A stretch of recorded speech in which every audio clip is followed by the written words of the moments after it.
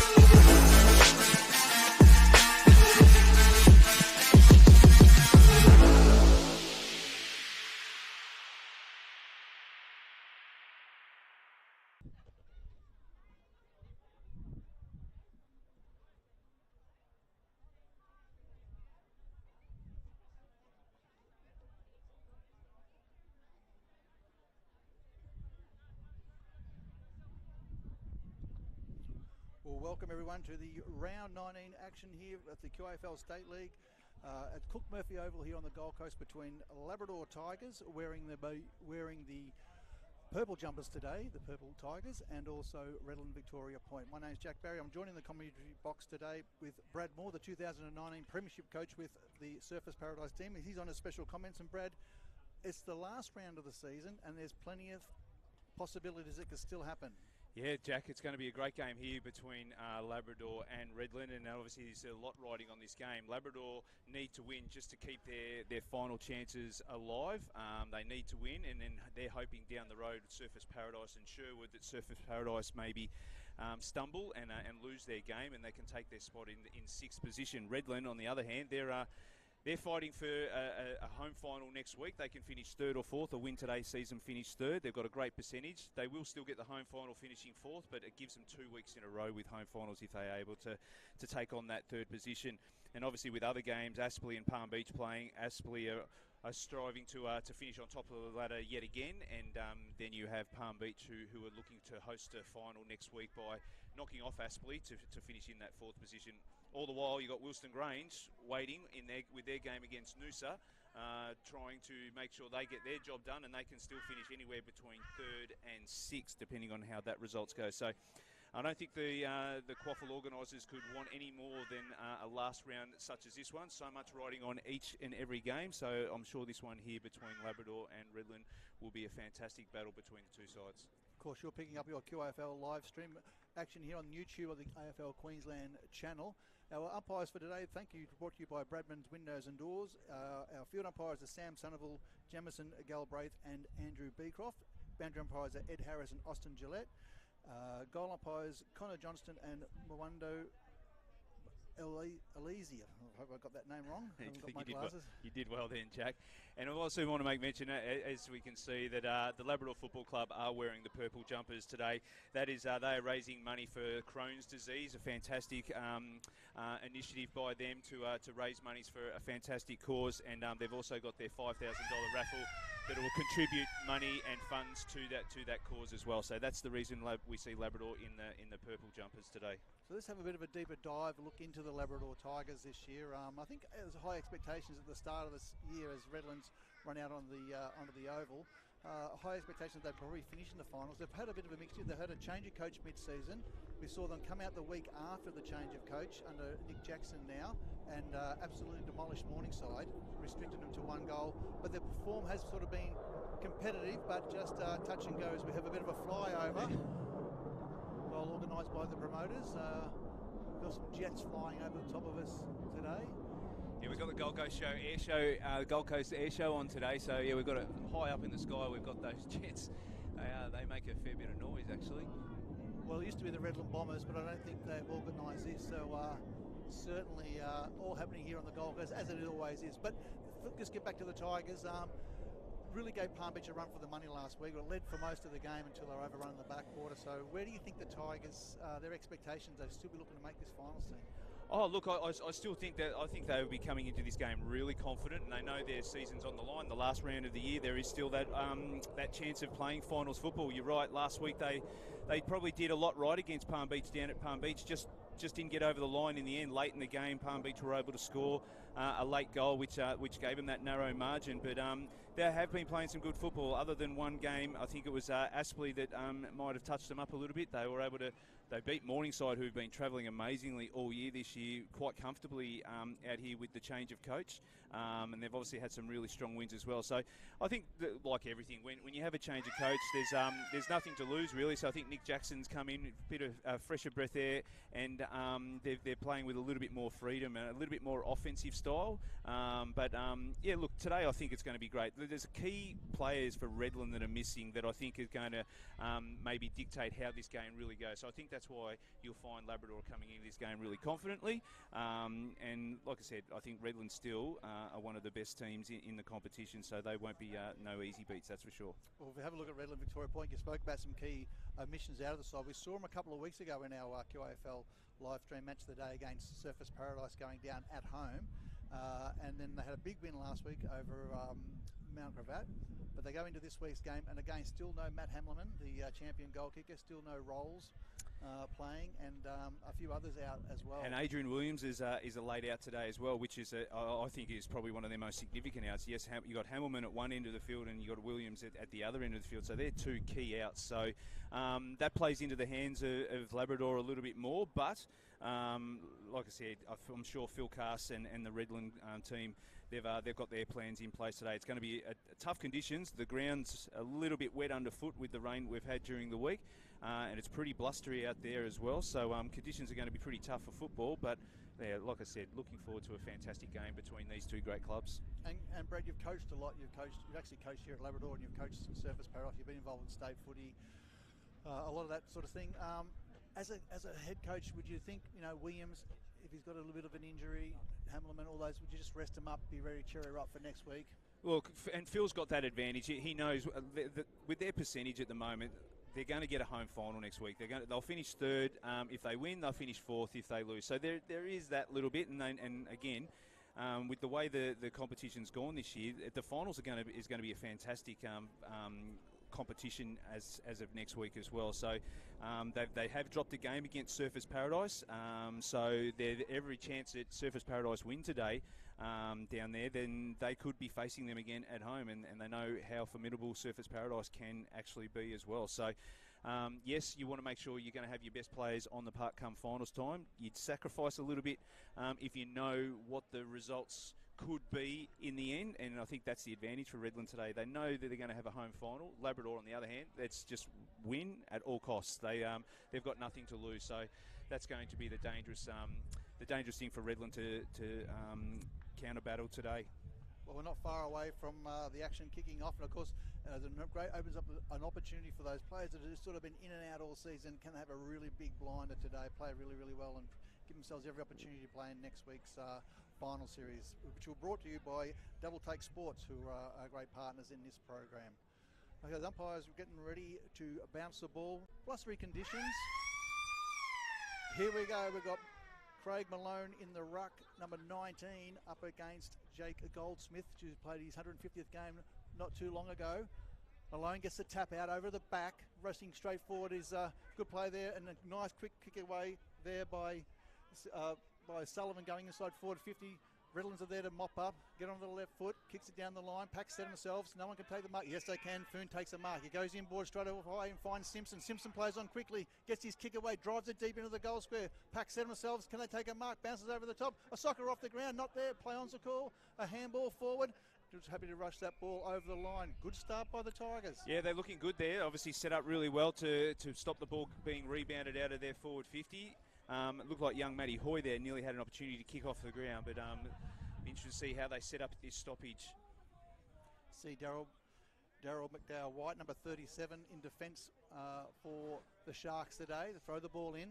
Nice tap by Malone. He's been impressive this season. Sharked quickly by the Tigers, but they're wrapped up and the ball will be thrown up there. Good tackle there by Harrison Hunkin. Malone over the back. Good ruck craft.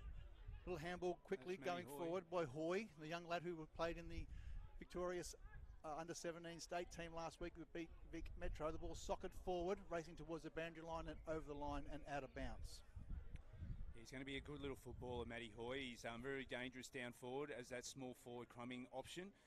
They've got a couple of lively likes down there, Labrador, so it's going to be really hard for Redland to nullify. So the umpire ready to throw the ball in again. It looks like it'll be Malone in the ruck up against Goldsmith, who went head-to-head with Tom Hickey last week. Again, nice tap over the back. Handball forward. Congestion. And they'll be locked up once again. We talk about those under-17 kids. We see Raphael Gizu, number 56 for the Sharks, and also number 18, Daniel Annabelle. Handball forward. So a couple of those young lads will be making their presence felt. They were very impressive last week. Handball forward again. Just a lot of congestion. And the umpire again will ball it up. How important to get a good start, Brad, to bank early goals? Oh, look, like everything, everyone will know, like Redland, to get a good start away from home is obviously really important, and obviously Labrador, with what they need out of today's game, they need a great start to get the confidence up and get the ball rolling. Hunkin on the left foot, kicks along the line. Handball forward, big strong tackle pressure. Again, another congestion. So both teams just sorting themselves out, bringing the heat early. No one getting any clear possessions. Umpire throws it high. Now nice pick up and driven forward. That's a nice strong mark taken there by Turner. Jack Turner for the Tigers. He'll go in short. Finds Webster. Webster, impressive defender. On the left foot. Oh, he just turned that ball over. As soon as you give him a wrap. Plays on, play on quickly. Drives the ball inside forward. 50 goes over the top. Huddy's there if he can get to the ball first, but the numbers are going to suit the Tigers. Can he pick it up below his feet? He does. They don't panic. A handball going towards Turner once again. Trying to channel the ball out. There's got a chain of handballs, and the Tigers will clear. Go through Simpson. Just bounces. No, he takes the mark. Moves it quickly. Over the top to skipper. In Lee. Handballs. Play on's a call. Nice little pick up there. Looks like it was Aston. Had a great game last week. Now kick forward. Huddy's at the front position. Now picked up. It looks like it's Brown. He's a little goal sneak. He kicked 5 last week, and he's got his first one for the day. Josh Brown kicks his first.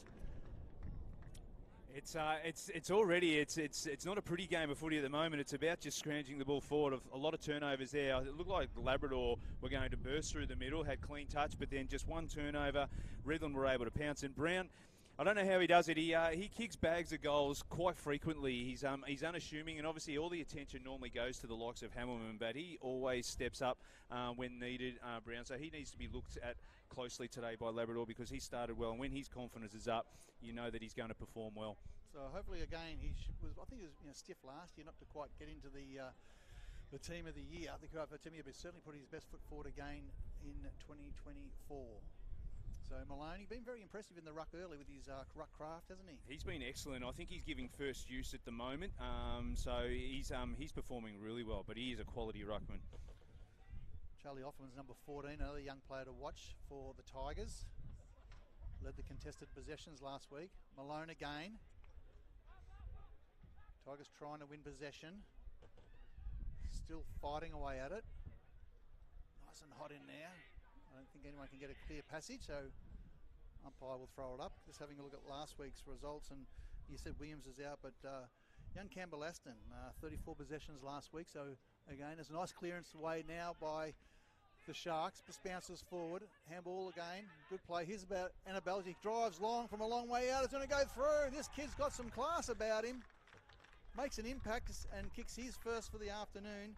Great goal, number 18, Daniel Annabelle. Yeah, that's a great finish. He started at the stoppage and he ran through, and obviously the quick kick from the stoppage, forward playing in front, quick hands, and obviously Annabelle's finish was fantastic as well. But that's just clean football. There's been a lot of fumbles by a lot of players out there early, and like we said at the start, it's blustery conditions. It's going to be hard to keep possession and maintain possession. So the team that can be most efficient is going to benefit the most. So great goal by the young under 17 player, making an impact. I love goals, people who get goals on the run. So Redlands-Victoria point, they have 2 on the board already. And we're going back into the middle. So it's a good start by the Sharks. Yeah, it's a great start by the Sharks, but again, their middle is getting ascendancy early. Goldsmith gets a tap that time, but it's handballed over the top and tried to be cleared away by the Sharks. Now the kick away by Offermans. He kicks it high, suits the Brave. Oh, 1 bite, 2 bites, he's got it. That's Fife. Great mark to Fife. He's wearing the jumper number 6 today. And a real player to watch, Aidan Fife, will line up for his first for the afternoon, and also the Tigers. He's been really important for Labrador the last 6 weeks. I think he's been moved as a permanent forward. He's been playing off half-back on a wing, high half forward, but now he's a deep forward. He's been a main focal point to Labrador. Fife comes in, nice left foot, kicks it nice and high, might not make the distance, and White's happy to see the fist and the ball go over the line and out of bounds. And it'll be the... went through for a point. Oh, sorry, went through for a point, my apologies. Nice kick in by the Sharks. Looking for Malone over the back. Huddy's there. Again, just trying to win possession, and Tigers are not going to let them get out. And they wrap it up for another throw up, sorry. Umpire just getting them 2 rucks nominated. And he falls over. Goes down as a contested possession. Handball's back. Good solid tackle. Right on the line. Umpire says he'll have it. And they'll throw it up there. 12 plays 1. Both teams have got numbers behind the ball here. They're quite happy to have less numbers forward of the ball. Chain of handballs, but it gets broken down by the forward pressure, or the midfield pressure of the Sharks. Here's a go. Nice little feint. Again, trying to get that ball forward any way they can. Miller gets tackled.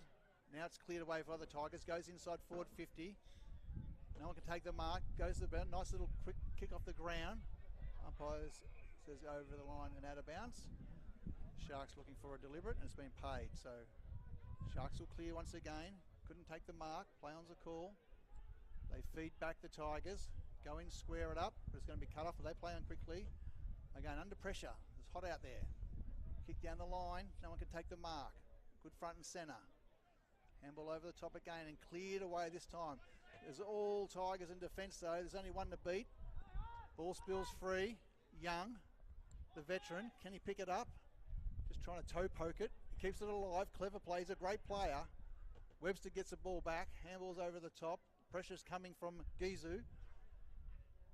And Tigers still keeping it in. Now they'll square it up. Drive it down the line.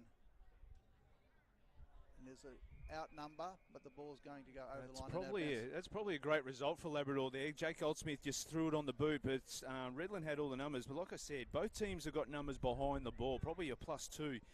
So he can't afford to just kick the ball long. We need to be, well, both teams need to be looking at those short options and maintaining possession of the football, because they're outnumbered forward of the ball. So the umpire will throw it in. Tap forward by the Tigers. Nice tap forward in front position. No one can take the mark. Play on's a call. Again, just the pressure from both teams as they're just trying to... It is scrappy, but this is what strong contested footy looks like, Brad. Yeah, that's it. And the conditions, like I said, there's blustery conditions out there, so haven't seen many mark kick passages of play at this stage. The big, strong frame of Malone gets a tap forward. The Tigers get a quick kick forward. One-handed there is O'Sullivan, sorry. Now they feed the ball back, squaring it up. taking the game on through the middle under pressure. Handball forward. The pressure's going to come. Oh, that's a great tackle. Another tackle. The umpire said you dropped it, so the Tigers will get another shot. It looks like Fife again. It is. He's certainly making his presence felt up forward. Nick Jackson will be pleased with that. That forward pressure. Like I said, Redland have got the numbers behind the ball, just like Labrador have also, but you need your forwards to be really hunting and putting that pressure on to make it hard on the rebound. Extra numbers allow for that rebound football, but your forwards need to be right on, and Fife was just like that. What's he learnt from the last kick? He sends it high. That's a nice finish. And he's put it straight through this time. The umpire doesn't move. And it's a goal to the Tigers in the number 6 jumper of Aiden Fife. Yeah, like I said, reward for effort there. He got the clearance out, kicked the ball forward at the stoppage at centre-half forward, and followed up and put on a great tackle. So as a forward, that's what you want to see. You want to see it being able to lead up, hit up, and have the ball delivered to you. But when you need to put tackles on and create your own goals from defence, then they're probably the most rewarding. So great tackle, great finish. Gets Labrador on the board with their first goal. So it's a great start. Like I said, it's been really tough conditions out there. Not really clean football, but that's what you expect. This is like a finals type game. Well, a week out from finals. Plenty to play for today. We're approaching the 12-minute mark of the first term. And it's the Sharks leading 12-7. Back in the middle. Nice bounce. Nice tap again. Aston tries to get a kick away, kicked into the back of his teammate. Tigers jump onto the ball quickly. Simpson kicks her off the ground in front. It's a place to play in front. It's a nice mark going forward to the Tigers. Justin Croc, I think. Croc, long kick forward. I reckon I think he's got it. He's laid back and just nailed that goal from way back there. So a great goal there to Justin Croc. Do you know a little bit about him? Yeah, look, Justin, he's actually Colts eligible. He's young enough to play Colts football, but he's been a fantastic asset to the Labrador side. I'm pretty sure he was at Southport trying to get on the Southport VFL list early during pre-season. Just missed out, but what he missed out on there, Labrador were able to gain. So he's been good, consistent footballer here, and he's going to be a great footballer in the years to come. If he stays around on the Gold Coast. Well, that's a lovely goal. He would have kicked it nearly 50 metres out. And, yeah. Just leaned back and just nailed it from there. So we've seen a great goal by Annabelle. Let's see. And a great goal by Croc.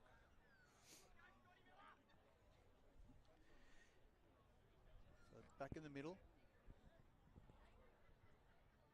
Looks like two Magpies have had a bit of a fight in the middle of the field. They look like they're both... No, they're back into it. Okay. Up they go. Again, right on top. Aston, good clearance. Out of the middle. Drives the ball forward. Can he take the mark? Good mark taken there by Clay Cameron. Cameron has spent some time in the sandfield. Drives the ball long, down forward. Looking for Huddy. He's gone over the back though. He's found another player. And it's a great mark into the forward pocket there. Can't quite see who that is. Don't know if that was Scott Miller, number 12. No, I think it might be Jack Prokos. But I must say, Campbell Aston, he's getting his hands on the ball first in those centre clearances. The first one got smothered and went back the other way, but he's started really well as he's finished from last week. Prokos leans back on the ball, doesn't quite make the distance, and Young takes the mark in defence for the Tigers. Played over 150 games, he drives the ball long, attacking the outer side, so lovely kick, he finds Goldsmith. Again, I think both played the 150th game on the same day. Goldsmith, the former player from Bundaberg, drives the ball high down the line. Again, one-handed went for the ball. Should try with two hands. It gives a chance for the Tigers if they can capture it, but happy to see the ball go over the line and out of the bounce. So we can see that Labrador are the team kicking with the slight advantage of this wind, moving more towards the right of screen. The ball that's going inside forward 50 for Redland seems to hold up, but they still can't afford to just keep bowling the ball long because Redland do have those numbers behind the ball. Need to run the ball with hands or look for those hit-up targets to try and move the defence of Redland. That was Bromwich, who was a late inclusion into the side today. They saw that ball go over the line for the Sharks. Can they try and get a clearance here? The Tigers again handball over the top. Simpson tries to give it out to Hoy. Live wire, small forward, under pressure, battles up. Again, strong tackling. Umpire says you've dropped the ball. Free kick to the Sharks off the half-back. So there's a bit of push and shove as they're trying to get Simpson never too far away. It's Foon trying to give him the footy, but it'll be a free kick to the Sharks. Eyes darting around. Who's he got? Gets on the left foot. Goes over the top looking for Cameron. He gathers the ball, tries to square it up through the middle of the ground. Now a quick kick forward. Gizu. They got one out the back, Redland. Handball over the top. That's good play. Now they'll try and square the ball forward. Centre it now. Here's a chance for Huddy if he can get it. Too much on it. Over the top. Tigers will look to clear. Good forward pressure as Chapman comes in for the Sharks. And the umpire says, I'll have it, thank you. So not a bad build-up, just the execution just the last minute. Yeah, I think that's Foon there. He did really well. It's a 1-on-3 contest at centre half forward for Redland, and if he didn't keep that ball in, they were going into goal. Huddy wins the tap. Sharks under pressure. It was roved by the Tigers, as we see young Mason Field backing up in defence. He's a clever little player for the Tigers. Right on it. Nice strong tackle. I'll have it again.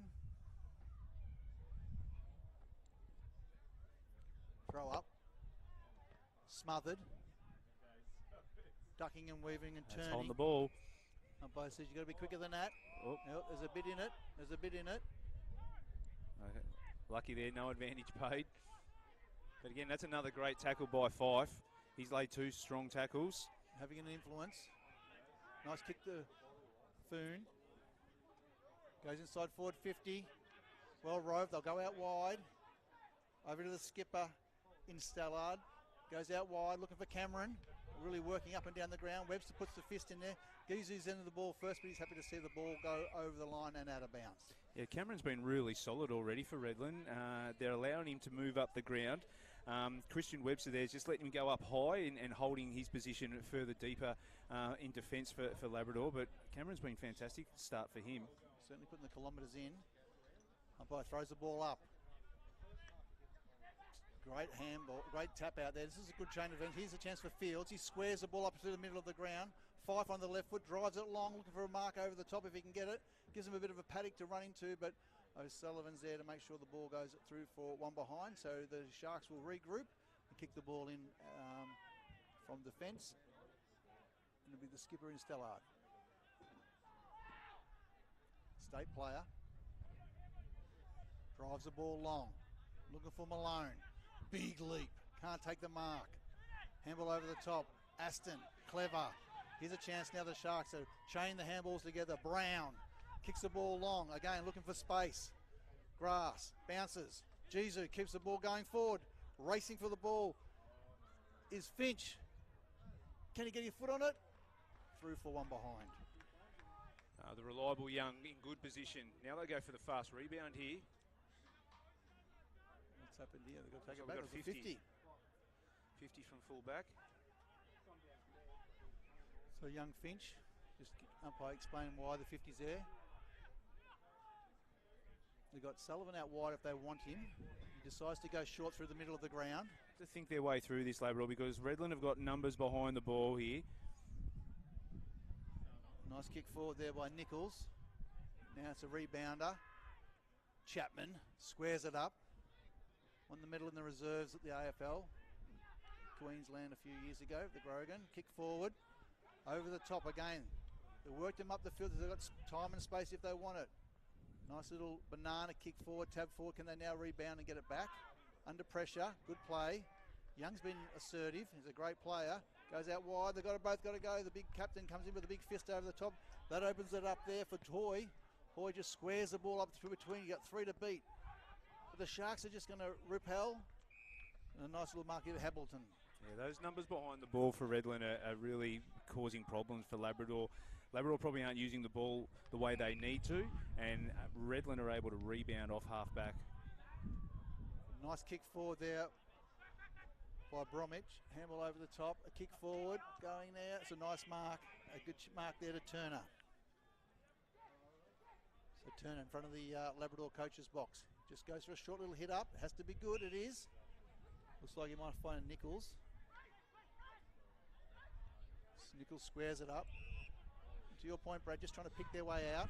Yeah, the ground's really compressed at the moment. Labrador need to make this ground a lot bigger, create more space. They're the ones kicking with the aid of the breeze. That was a really dangerous kick from there. And again, gives Redland back the ball. It's a nice kick to advantage. Under pressure, though, he's got 2 Tigers to beat. The Tigers win the race for the ball and help the ball go over the line and out of bounds. So, yeah, it's just probably their foot skills, Labrador, is letting them down at the moment. And just playing in hand. Redland are just setting themselves up, waiting for the turnover ball, and then they're using the ball and just kicking the ball to space. They're just inching their way up the field. They look a lot more dangerous moving the ball forward, whereas Labrador, if they can get a little bit more efficient by foot, they could cause some damage for the Redland defence. nice throw in. Sharks get the hand to the ball first. Congestion. By Sedge have dropped it. So he wanted to see an effort there. So the Tigers will get the ball out of defence. So this is where they need to spread the ground. They need to make the ground as big as possible. Another turnover. He just can't nail that particular kick. That's the kick they sent him in. Gizu under pressure straight away. And they'll ball it up. So 21.5-minute mark, first term, round 19, final round of QAFL action this year. It's the Tigers 14 leading Redland-Victoria Point by 2 behinds at this stage. Must-win game for the Tigers to keep their final chances alive. Here's a chance now for the Sharks. They kick high, but it's gone wide and out of bounds, so it'll be a throw-in.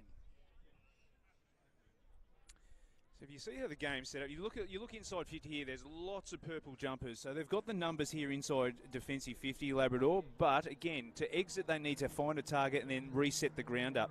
At the moment, they're turning the ball over now at halfback, and Redland will be able to lock the ball back inside their forward 50. Tap forward. Sharks get their hands on the ball first. Handball over the top. Tigers will clear. Good strong pressure by the Sharks. Now we go over the top. Now they're out. They'll go in short. Can they hit the target? Too much on it. This gives a chance now for the Sharks to, if they can hit their target, but they can't. So it brings the Tigers back into it. That's clever play. Kick forward. Looking for the pace. Bouncing forward. Can they keep the ball in? Nice little turn of speed, but under pressure. Great tackle. And he's caught with the football. That's a great tackle there by the Sharks in defence. They're going to play on quickly. There's a great tackle there by Chapman. They'll square the ball up in the middle through the defensive middle. Looking around. Nice kick there by Hunkin. Strong mark out on the wing there, and that's again having a great quarter. Clay Cameron. He's going to look to square it up.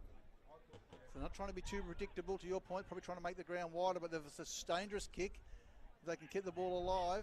Bromwich handballs towards Chapman as he kicks out into space, but it's going to be all Tigers. Oh, good tackle. They're free. Here's a chance now. Can they square the ball up? He's got a couple of options forward. A nice little kick away there by Brown.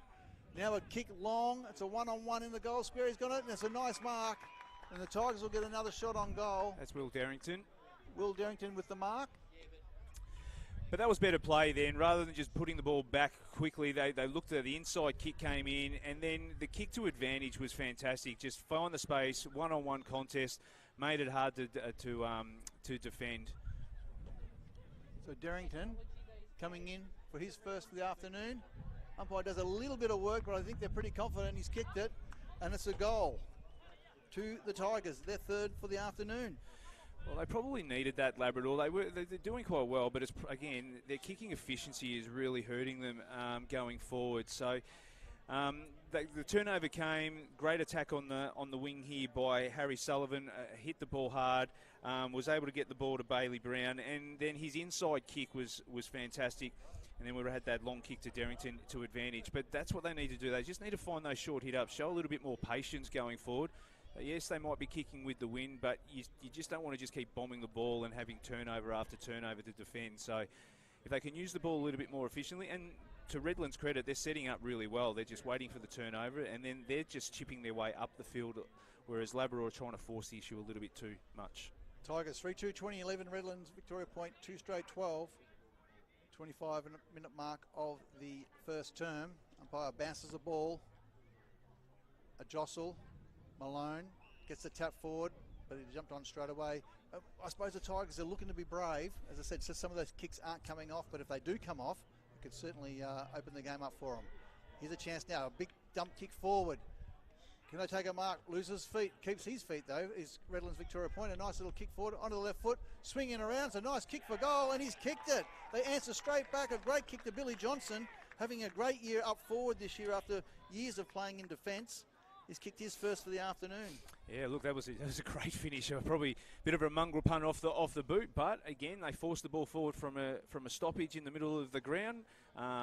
Forwards keep their feet, give off the handball, and they're able to create a goal. So probably against the run a little bit. Labrador have been defending quite well, but yeah, when Redland need a goal, they definitely know how to get it.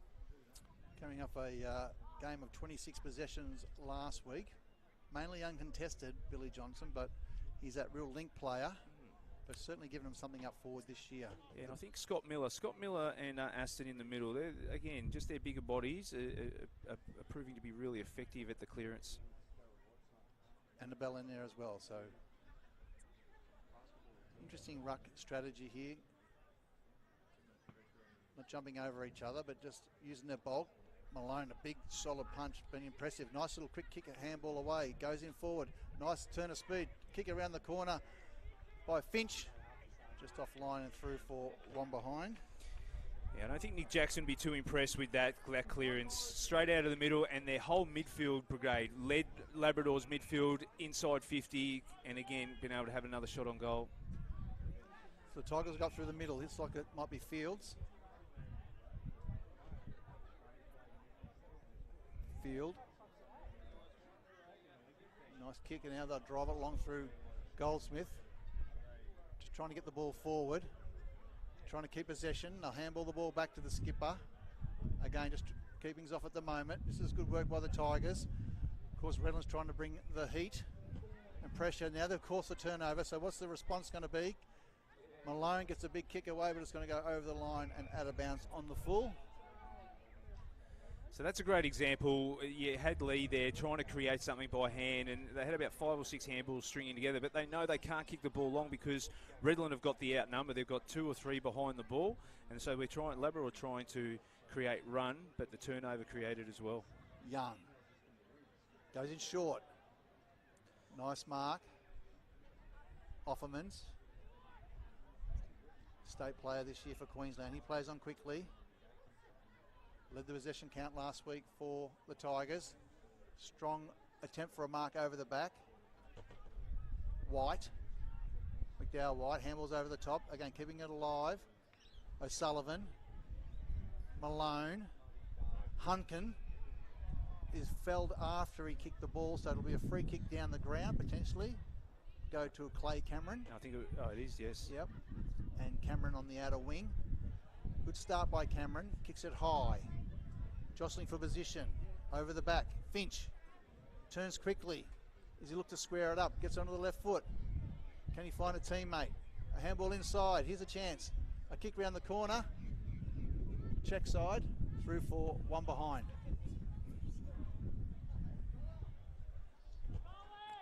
So the Tigers 3-2-20. It's all tied up here. Redlands-Victoria Point 3-2-20.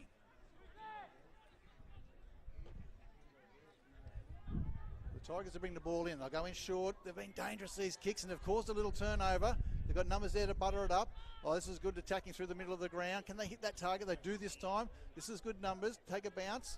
No, decides to kick it high. They look like Nichols. Can they take a mark? Oh, a big launch from behind. But again, when it hits the deck, it's those little fellas in Chapman trying to butter up and clean up the ball. Tigers trying to bring some pressure. Again, kicked away there by Bromwich. And he's found a target on the outer wing. Johnson squares the ball up. Offerman's a nice punch from behind. This gives a chance to the Tigers. Said, you've got to hit him high. Free kick to O'Sullivan in the middle of the ground. He handballs quickly. Squares it up through the middle of the ground. It's a nice kick. Miller plays on quickly. Simpson tackles. Goes forward, racing towards the forward pocket area. Young has been brilliant this first term. A nice little kick away. Goldsmith has got a paddock. Handballs over the top. A kick forward. Nice kick forward there by Nichols has also been busy, but the umpire says over the line and out of bounds, Brad. Yeah, look, they're very sloppy off half-back, Labrador. They're trying to create run, but turning ball. There's a turnover there by Redland, which Labrador should be able to pounce on here. They've got the loose player getting out the back. Derrington again. Can he win possession of the ball?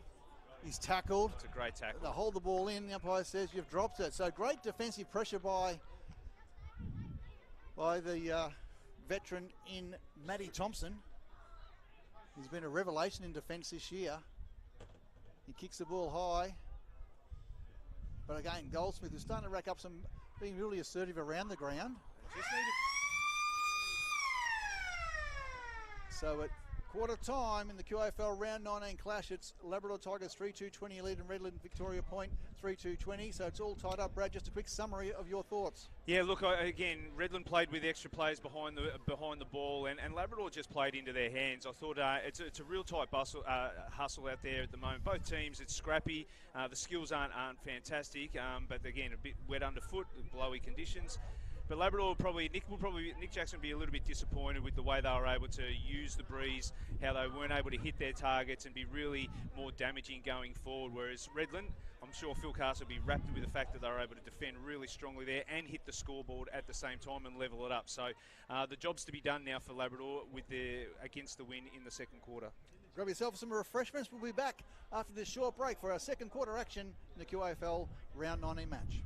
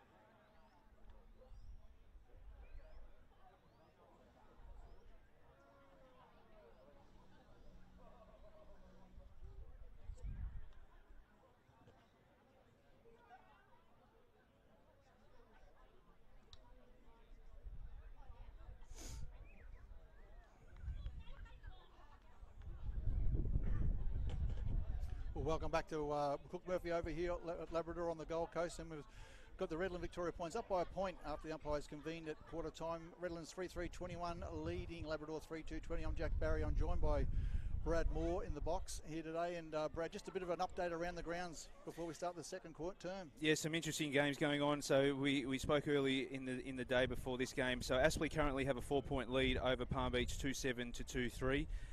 We've got Maroochydore and Morningside playing each other, and that game is just a 1-point buffer to Maroochydore. We've got them at 4-5-29 to 4-4-28. Wilson Grange have started strongly against Noosa, 5-6 to 3-1. Down the road at Broadbeach, Mount Gravatt, who've had a really tough season, have started extremely well. 5-2-32, leading Broadbeach 2-2-14. And Surfers Paradise in the game that I know Labrador fans will be paying particular attention to. Surfers Paradise have started extremely strongly. They've kicked 5-4-34 to Sherwood, yet to score. So you can watch all these games live streamed through our partners in Double Take Sports and on your AFL Queensland YouTube channel. So umpire ready to bounce the ball in the middle of the ground. Labrador will be kicking left the screen. They're in the purple jumpers today. Up they go. Umpire's picked out a free kick. And it looks like it'll be going to Simpson in the middle of the ground for the Tigers. Simpson just steps inside, drives the ball long. Nice kick forward. The pack set themselves. No one can take the mark. Thompson handballs the ball out over towards Hunkin, trying to win the ball back. A chain of handballs. They try and set themselves up in defence. Now they drive the ball out on the outer wing. A nice strong mark to Clay Cameron on the half-back flank. He plays on quickly. Goes in short through the middle of the ground. Nice handball. Now the Sharks will go inside forward 50, looking for that mark over the back. As umpires played a free kick. Something's happened behind the ground, and as a player down, Billy Johnson is down, and there's a bit going on behind the ball. Didn't see what happened there, but obviously we've got one player down, and I know Tom Simpson might have been involved, and they came after him quickly as the ball was going inside 50 for Redland. So following the ball, didn't see what was happening behind the play. So hopefully Johnson looks to be okay. So the ball's in the hands of Jared Huddy, who'll have a shot on goal. I'm sure Coach Jackson won't like the start of this quarter for the Tigers. They went inside forward 50, and all of a sudden, the first time it's gone inside the Sharks forward 50, they've got a shot on goal through potentially an ill-disciplined act. The big forward, Huddy, comes in on the left foot, leans it back and kicks it straight through the middle. So the Sharks get the first on the board through Jared Huddy, and that's the start that Coach Cass will be looking for, Brad.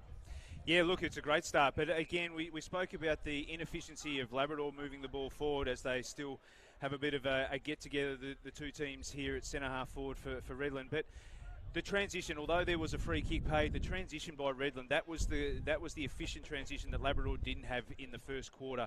They were able to take the ball, a mark coming out of defensive 50, inside kick, run the ball through the corridor, hitting that target, and they were able to go inside 50. And like you said, first inside 50 for the quarter, and they've been able to score a goal straight away. So Labrador on notice now because I think Redland are up and about. They've got that win behind them.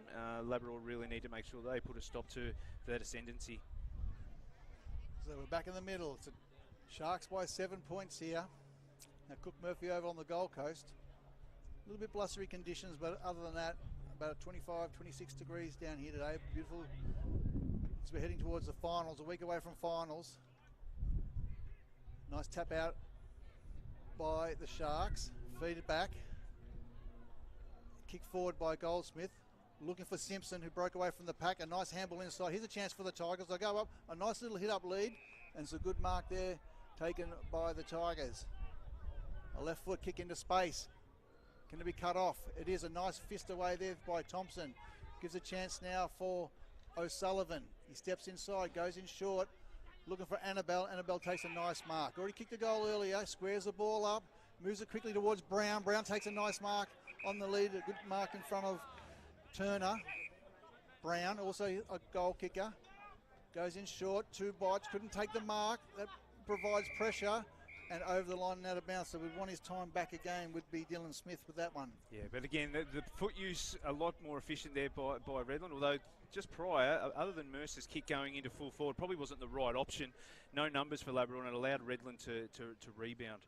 Miller and Prokos on for the Sharks as Brand and Alabel go off. A nice big punch forward, dominating the hit-out clearances. Sharked away, picked up, can't slip. Still a bit slippery underfoot there, Brad, isn't it? Oh, there's been a lot of rain this week, Jack, and it's very soft out there. Although the sun's out, the amount of water we had on all the fields on the Gold Coast and southeast Queensland during the week, I think most fields will be extremely wet today still. So Umpire throw the ball in. Malone over the top is Goldsmith, doing his bit around the ground, tackled. Aston steps inside, good play, good footwork, kick forward. Can he find Cameron? He does. Cameron off to a great start, having a great game so far. On top of Webster at this stage. Cameron. Return to Queensland after a stint in the Sandfield. Kicks into space, looking for a teammate. Can't take the mark. Worked under the ball. Well, was Miller for the Tigers. And the umpire has paid a free kick and it'll go towards the Tigers deep in defence. It looks like that's Field. So Field, a clever little player. Good ball user, just goes in short, finds Hoy. Hoy quick ball, moves it quickly, but it's chopped off beautifully by Malone. He moves it quickly into space. Has he got his teammate? Oh, had too much on it, couldn't take the mark. That opens the door up for Young. Young tries to step inside, but again, the ground lets him down. Huddy's there trying to keep the ball alive, trying to keep it alive as well. No one can gain cream, but the Fields in there, just tries to get a quick kick out of the pack. And it's touched and the ball goes over the line and out of bounds, Brad. Yeah, the difference between the two sides, I think Labrador, the errors are just really hurting them at the moment. Trying to transition the ball, it's either a drop mark or a missed kick by foot or a fumbled handball or a slip over. They're just the little things that are just hurting them at the moment. Umpire throws the ball in. Tap forward by Huddy this time, who did the ruck work. No one can get clean possession. Of course, the Masters are playing right behind the pole, which is hard for us to see. Again, you got Redland. Their structure's fantastic. Anything that Labrador do here and try to get the ball out quickly, they're going to kick it straight to Redland. They've got numbers outside 50 set up really well. They've hemmed Labrador in here. It's really, really professional play by the Redland football team. Tigers need to find something. Their best footy's been quite good this year. Can they capture it at the time that counts? Goldsmith, a nice tap. Handball by Young. Can the Tigers clear under pressure? Quick little handball. Now they're out. Down the line. Now they've got to try and take a mark if they can. Work down to the ball. The Sharks have got the numbers there first. Trying to bulldoze his way through. Now they're out. Here's a chance now through Sullivan. They go backwards though. And it's going to be taken through the middle of the ground. Thompson squares it up. Johnson off one step, bang inside forward 50, and he's found the target. Quick ball movement, he finds Huddy on the lead. Good play, Sharks. Again, it's the difference between the two sides is the efficiency. So you had Labrador with the ball on the wing, try to kick to a forward, kicks over his head to his opponent, and then the Redland defender kicks through the middle, target hit, and then hits a full forward. So the big difference between the two teams isn't anything to do with endeavour or effort. It's all to do with their efficiency with the ball in hand, in particular by foot. Redland are much more efficient at the moment. Huddy for goal number 2. The big forward / ruckman makes no mistake. And he's becoming a bit of a presence up forward. Although hard to stop those goals when they Johnson very quickly off one step nailed that kick into space. Hard for any defender to try to defend that, Brad. Yeah, look, it is. There's no fault of the defenders. They can only do so much, but the ball's going in there continuously. It's played in one half of the ground at the moment. We've been going almost 10 minutes, and Redland are keeping the ball. And like I said, they're setting up structurally really well behind the ball. So anything that Labrador try to do moving out of defence just goes back to Redland, and they're able to put it back in. So, yeah, it's just a matter about Labrador just have to be a little bit more patient with the ball. They need to try to do a little bit more kick mark. They're working against the conditions to their goal end. So take the mark, patience with the ball and just spread the ground a little bit more rather than just giving the ball up so easily. Boone comes off for the Tigers, and Simpson goes into the middle of the ground, the Zane Taylor medalist from the state game earlier in the year. So need him to get his hands on the ball. He's got Miller playing close attention to him. So looking forward to those two players going head to head. Again, first use of the ball is to Redlands through Malone. Just trying to bullock their way through is Simpson. He's gang tackled by Annabelle and also Malone. Up they go again. Off the shoulder. Hoy's there for the Tigers. Quick kick away by Annabelle. Down the line. No one can take the mark. Gazoo quickly there. Tigers clean up. Cleared away through Miller. But again, he kicked it towards a one-on-one. Good pace by the Tigers, but they lose possession. Sharks clear up, go in short. Scrappy kick, under pressure, but they still get another one out wide. They're keeping their space. Can they pick the ball up? Looks like Hunkin. Hunkin handballs over the top. Had too much on it. The ball goes over the line and out of bounds. Labrador 3-2-20, trailing Redland-Victoria point 5-3-33. We're played coming up to the 9-minute mark of the second term. But again, another inside 50 to Redland. Again, now the ball gets stuck down this end of the field. Again, playing everything in their front half. Throw in.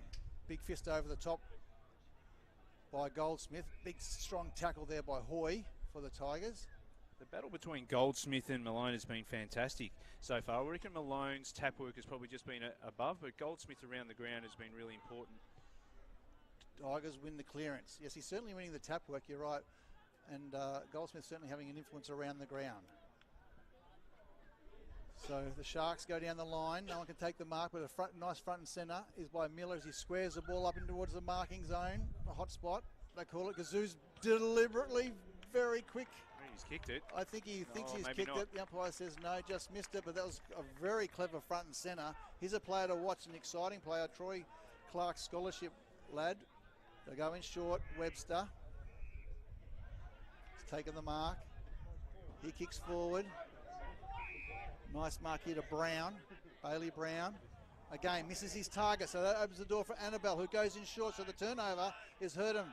O'Sullivan back to Annabelle. He keeps on running. Kicks into space in the forward line and found his teammate in the pocket. And it's a nice mark. That's Clay Cameron. To Clay Cameron, the hard-working Clay Cameron. He's up the ground, he's down the ground, he's deep. Webster one possession. They cleared the ball out, but on the rebound, he's been hurt the other way. Again, Bailey Brown just try to force it. Again, try to move the ball too quickly at the moment, Labrador. They're kicking against the breeze. They see one target, and that's one target they think they have to kick to. So, and Redland are just sweating on the turnover, and they're winning that battle because Labrador are giving the ball back far too easily. Cameron leans back on the kick, and it's gone through for one behind. So a bit of breathing space for the Tigers. So danger signs for the Tigers. No, it is, Jack. They're playing the game in their defensive end at the moment. They can't get it across halfway, and when they do, it just rebounds straight away. So they've got to just pick their way through this. They've got to work hard off the ball as much as what they've got doing with the ball. So they'll favour the outer wing. Nice mark by Simpson. Oh, sorry, that's Goldsmith. Goldsmith off the halfback. Nice strong mark. As they've been pretty prominent around the ground. He kicks down the line, but have gone straight towards Thompson, who takes a mark. Never a reliable veteran. We said earlier, a bit of a master. That's calling for the ball through the middle of the ground is Simpson to switch to play, but he's going to go down the line. Again, he finds Malone. Good strong mark, Malone. Again, he's going to look for the ball forward. He does. He kicks into space on the lead. Gazoo, he's got the mark. A nice little mark to Gazoo. He's probably going to kick it from 45, 50 yards, probably too far. He drives it long to the goal square. Packs set themselves at the back. Webster was in front position. Now the Tigers will clear. Brown, handball over the top. That might be Nichols. Kicks into space. And a good mark there taken by Coombs. Coombs. Kick looking for Simpson. He's going to get the heat. Punch forward off the skipper and Stellard. Rove by the... There's a nice handball over the top by Aston. Back to Stellard. He just does a mongrel kick forward. Diving on top of the ball, the Tigers. Umpire says you just jumped on it. You've got to keep that ball alive. Free kick inside, just outside forward 50, Brad. Yeah, Brown again, he doesn't even realise he's got the free kick.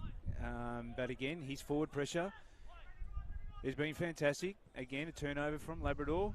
Oh, lovely kick by Brown into the leading Huddy, into spaces. Wasn't a lot of space forward, but he found it.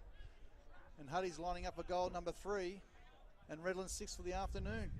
Well, at the moment, it's probably the difference between the two teams for the season. It's why you've got Redland fighting for a top 3 spot, and you've got Labrador fighting for to try and make the finals. They're sitting outside the finals. The two teams are split by the way they're able to use the ball. Redland are so efficient with the ball this quarter. They're going for their 6th goal, and it's all by their efficiency of ball use. Huddy, for goal number 3. He's up and about, just pushes it to the left, through for 1 point. The Tigers need a spark. They do, but they're only 16 points down at the moment. They don't need to think they have to chase this down within the next 3 or 4 minutes, but they just need to start using the ball. Look for shorter options rather than those longer options. Maintain possession of the football. If we had live stats, Jack, we could probably identify that the possession game at the moment would be far outweighed in Redland's favour. Labrador just need to maintain possession, control tempo, and then work their way up the field. It's exactly how Redland played the first quarter. At the moment, Labrador are just trying to force it a little bit too much. So the Tigers will again attack that outer side. That's a nice little hit-up lead. So they regroup the Tigers. Can they get some goals? So they've got the first one, but this is just the movement off the ball, just to find a simple target. Only has to be a 5th, that's it. Keep possession of the football. That's what Labrador need to try and do at the moment. But we need movement off the ball. Yeah, right, Brett. It doesn't look like there's a lot of movement going. It's been a bit static. Kick down the line. Looks like it was Webster. Couldn't take the mark, and the ball goes over the line and out of bounds. So, but at least this is a 50-50 now. They can set the ground up a little bit better, Labrador, now at this 50-50. There hasn't been a 50-50 stoppage outside of the 60-70 metre area for Redland all quarter. It's been a rebound game so far. So at least Labrador can set this up, hopefully, now. So Huddy to do the ruck work with Goldsmith. Huddy has front position. No one got a clear tap away. Numbers suit the Tigers. Now it's going to be picked up by Aston. He handballs forward. Kick down the line, looking for Brown. Couldn't take the mark, was punched away. Couldn't take the mark. Again, nice, solid, strong tackle there. I think that might have been young Smith. And he'll get up on the lead, and they'll throw the ball back up. So both ruckmen jostling. Huddy gets the tap. The ball goes over the line and out of bounds.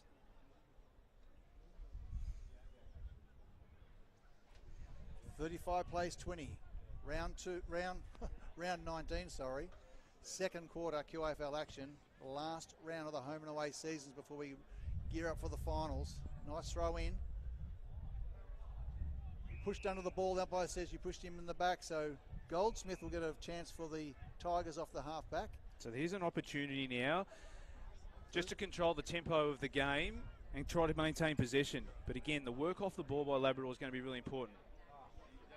Kicks down there. Hoy's going to be the person who flies for the ball first. He's the smallest on the, just one of the smallest on the field, trying to be a target. Gazoo takes a mark on the outer half-forward flank.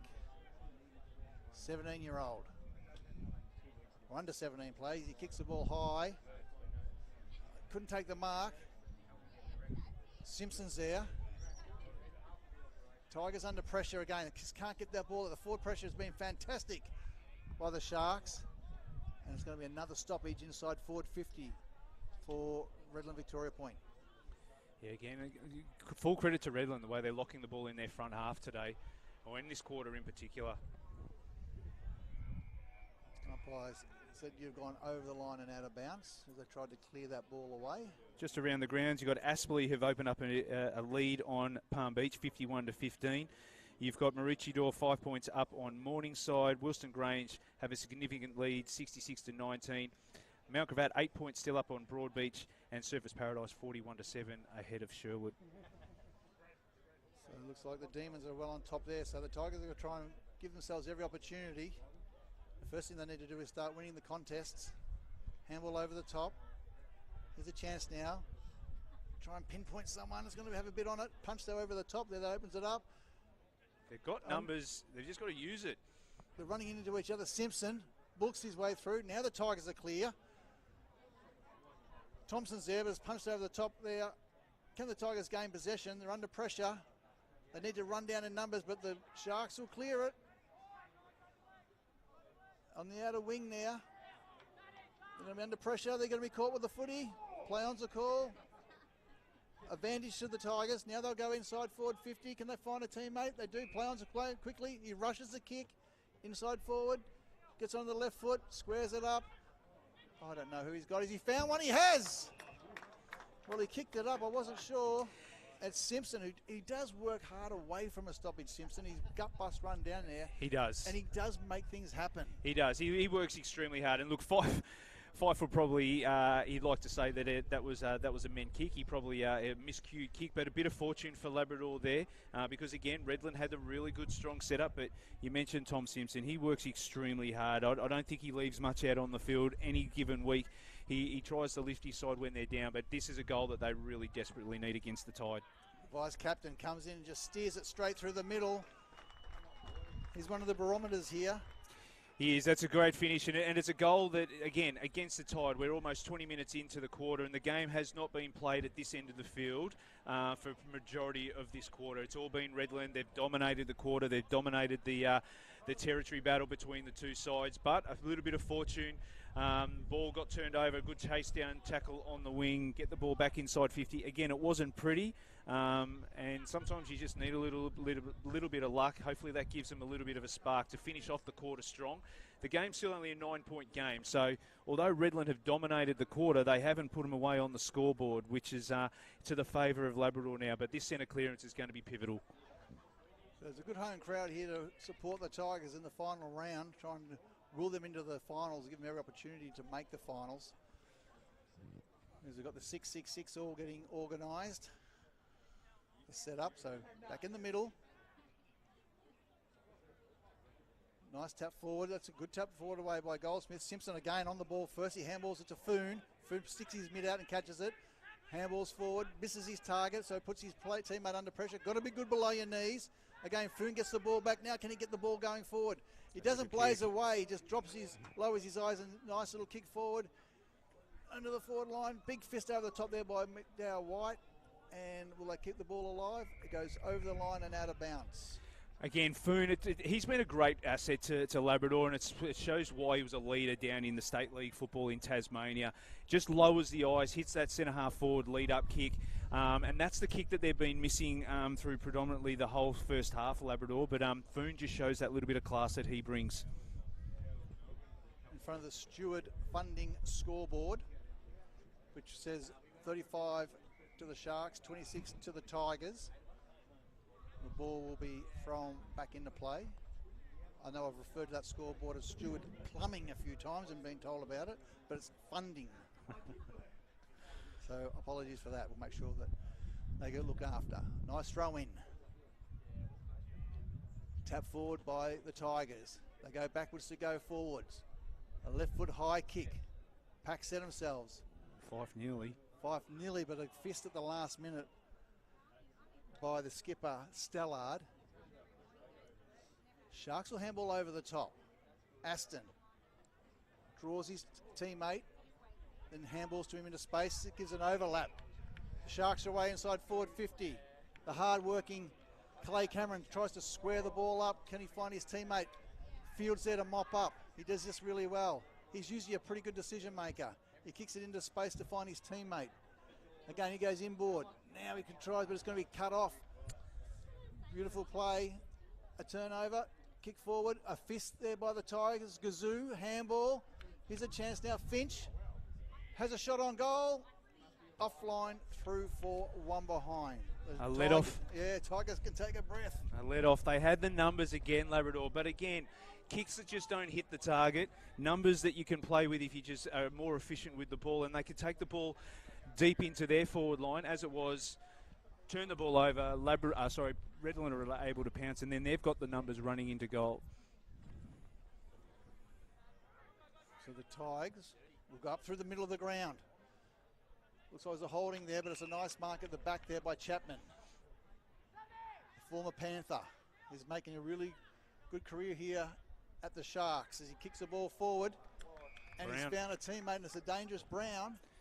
He's taken a mark. He's already kicked one. He'll be lining up for goal number 2. Or we'll be about 40 metres out from goal. He'll have a shot. One thing we've got to give Josh Brown credit for, he seems to always be where the ball is falling. And that's why he's able to kick goals on a weekly basis.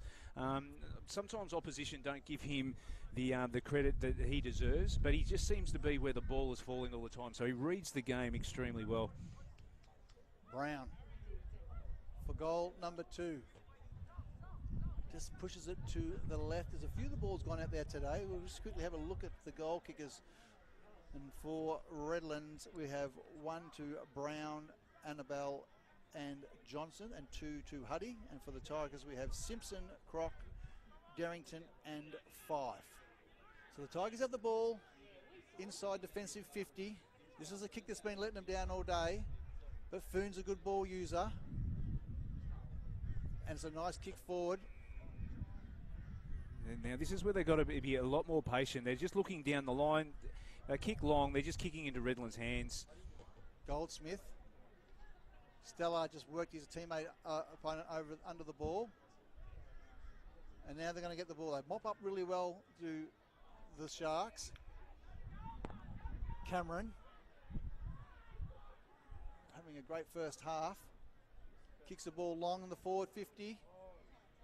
The big fist over the top, over the line and out of bounds. We've played 26-minute mark of the second term, and it's a Redlands 5-7-37 leading Labrador 4-2-26, Brad. Yeah, Labrador will do really well just to hold on there. It's still less than 2 goals, so to their credit, they've hung tough and they've stayed in the game. Obviously, Redland have missed a fair few shots on goal this quarter, but Labrador just need to make sure they don't leak another goal here. They go in at halftime and reset, ready for the second half. Brilliant tap out there by Goldsmith to Foon, but the ball just didn't sit up for him and rolled over the line and out of bounds.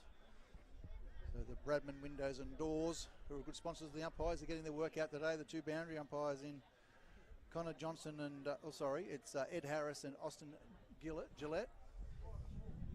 Especially on this outer wing. Throwing the ball up, throwing it in. Huddy gets his hands, just a nice deft tap. Tigers just trying to burrow their way through, just trying to will that ball out, and it's Foon who's been impressive. O'Sullivan, handball forward. Sharks taking the game on. This dangerous kick into space, and it's a good mark, and I think that might be Brown again. It's Brown again. He started from behind, but he's smart enough and read the cues, got in front of young Turner and took the mark, and then this time he'll have a shot for goal for his second.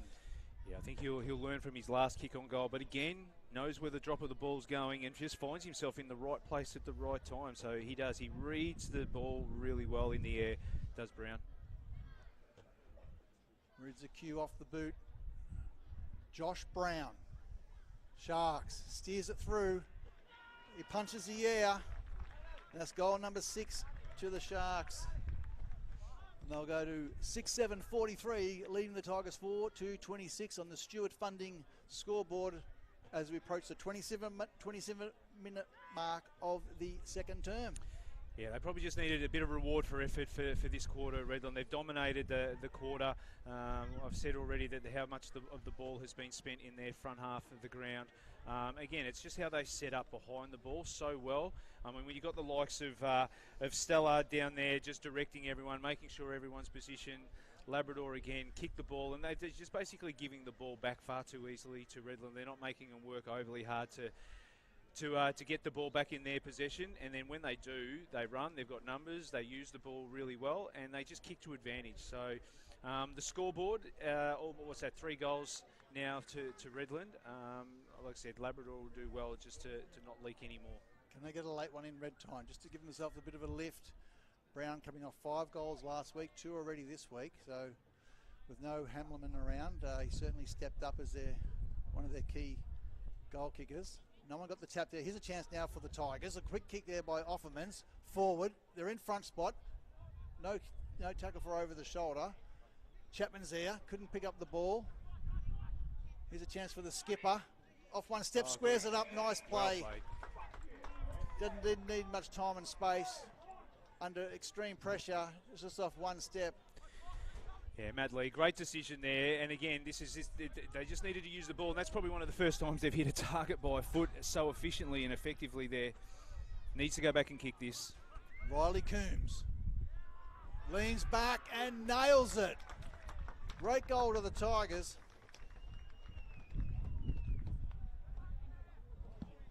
And that's their fifth of the afternoon, 5-2-32. We talk about getting a goal in red time, and they've been able to do it. Yeah, Offerman's clearance out of the middle. They were able to, again, they're small forwards. When the ball hit the ground, they were able just to keep the ball moving forward. But again, the experience of Matt Lee, some players, some young players in particular, get in that position and think about snapping the ball and trying to hit the score. But again, looked inside, knew he had his loose players, and just spotted up an easy 15-metre kick. And Coombs is able to go back and hit that. So that was one they really needed to get back after Brown, who kicked the goal and extended the lead. But again, it's back to 11 points. They keep themselves right in the contest. So back to the middle, 43 plays, 32. And umpire Galbraith will bounce the ball.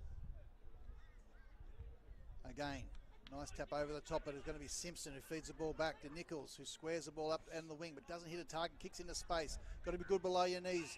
He's tackled high, well. That's good play. And it looks like that's Turner. Did well, got low, took the ball cleanly. He's going to try and square it up the middle. He's got to be pinpoint, and he is. Simpson, quick ball movement. Goes out wide. This is better by the Tigers. That's it. Bit of composure now. Don't have to rush it. A kick forward there by Darrington. Packs set themselves up before acceptances. Umpire said that's unrealistic. Sorry, free kick to the Sharks. And even though, again, no Williams in defence for the Sharks, but it's not like there's a person down there taking mark after mark. It seems to when it hits a pack, they just mop up better than the forwards. Yeah, well, I think because like Williams is obviously a great intercept marker, but the ball hasn't really been going in high like that, and it hasn't gone inside 50 that often for Labrador. So the Redland defenders have been setting up really well, creating turnovers. Here's a chance for Johnson, goes over his head. Young goes, squares the ball up. Webster under pressure, needs to get rid of it. No, I'm all right, I can do it. Doesn't panic and finds a target. Good play. Can the Tigers get a late one? So again, nice. Redland have fallen behind the ball. They just, again, missed target. That's been the story of the game so far. Just a simple target, missed by foot, and it lets Redland off the hook.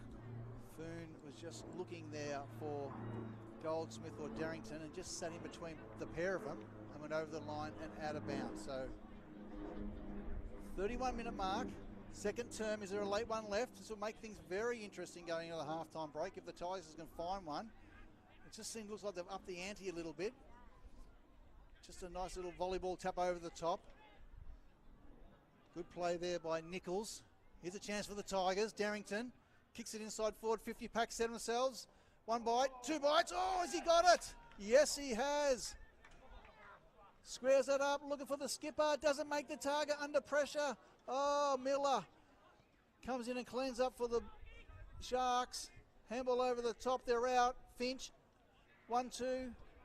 Cleared away now by Aston. A high kick, just dump kicks it out of the way. A nice front and centre again by the Sharks. Oh, they looked like they had a bit there, Brad. A missed opportunity, but again, just got overawed. The inside 50, and you got to know what state of the game is. They're at the 32-minute mark and try to force the issue and rush it. The game's been played in the front half for Redland, and when you got an opportunity just to give your defenders a bit of a breather, you need to take it. Foy just had hands in the back there. Is that the things that make coaches go grey? They are, especially when you've defended so hard for a quarter of football. When the players would know that Redland have dominated, the coaches know that Redland have dominated this quarter, but you're still within 11 points. So you want to have the breaks when they come. Hoy, handball over the top. Here we go. Darrington, get his head pulled off. Back to Hoy. And looks like there's a player there, might have hurt his shoulder there. It might be Thompson. No. Let's check who that is. Just grabbed his shoulder. So umpire to throw the ball back in. I'll keep an eye on that one. I think it's Chapman actually. Been busy today. Didn't come out of that tackle too well. Nice strong tackle by the Tigers. Dropped the ball, so they've got one more roll of the dice.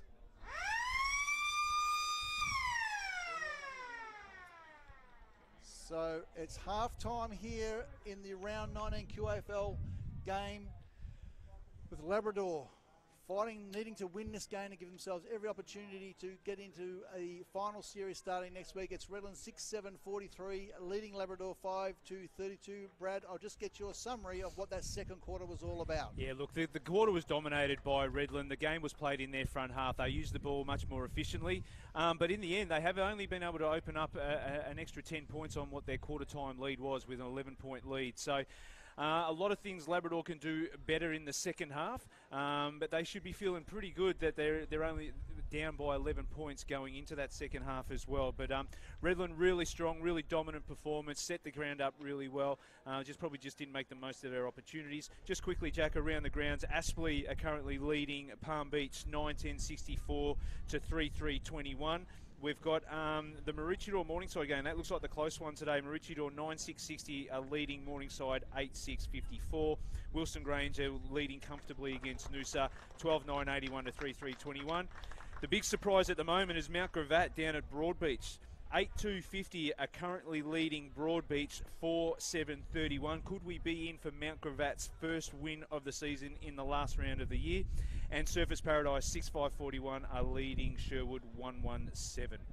All right, well, grab yourselves a nice refreshment. We'll be back in about 15 minutes' time for the second half. It's Redlands-Victoria point 6-7-43, leading Labrador 5-2-32.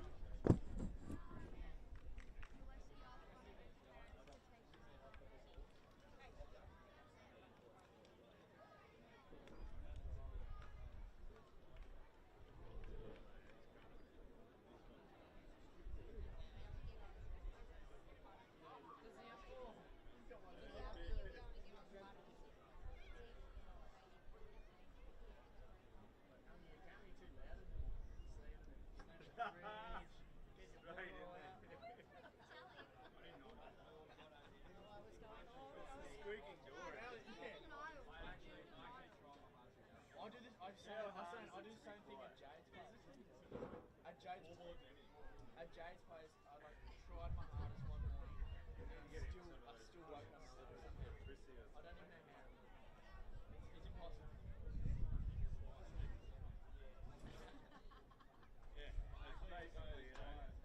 Tiptoe, yeah, I was doing it the other morning. She calls me elephant speak when I go to the No, that's Tim.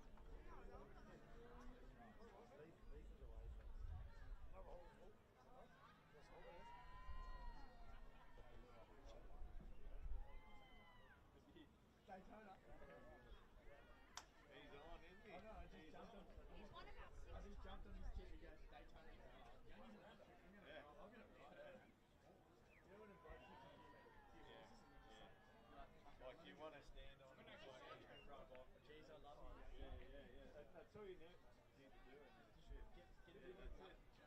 That's all you got to do.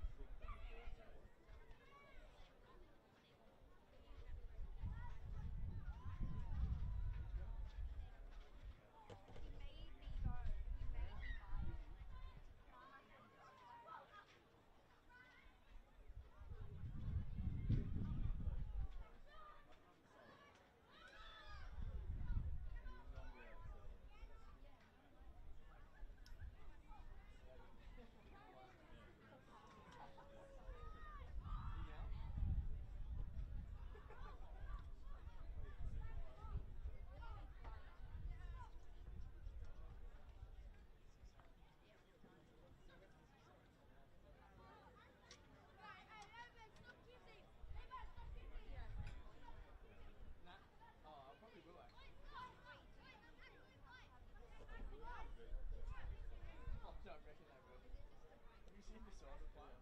Fuck. Small ball, man. It's a new thing.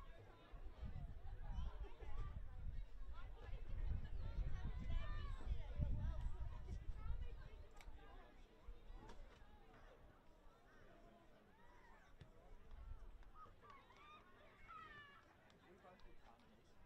We did both. Sorry, I've got one more for you, mate.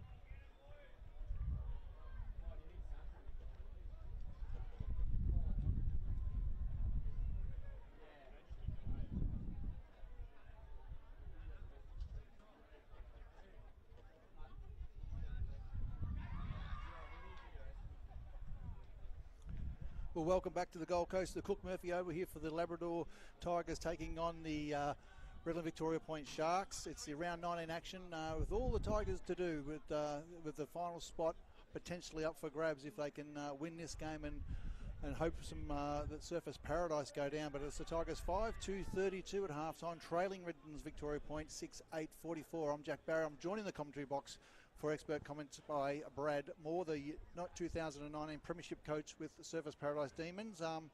Brad, I see you down in the rooms at the breaks. Anything you picked up from at the halftime break? Oh, look, I think what you'll find is that Redland are just wanting to continue to do what they do. This is one of those just win the game type of moments for them. Just get the job done and then get ready for finals football. And for Labrador, it's everything's on the line. They've got a half of football to try and get that 4 points to give them every chance to find an opportunity to play finals football if results go their way.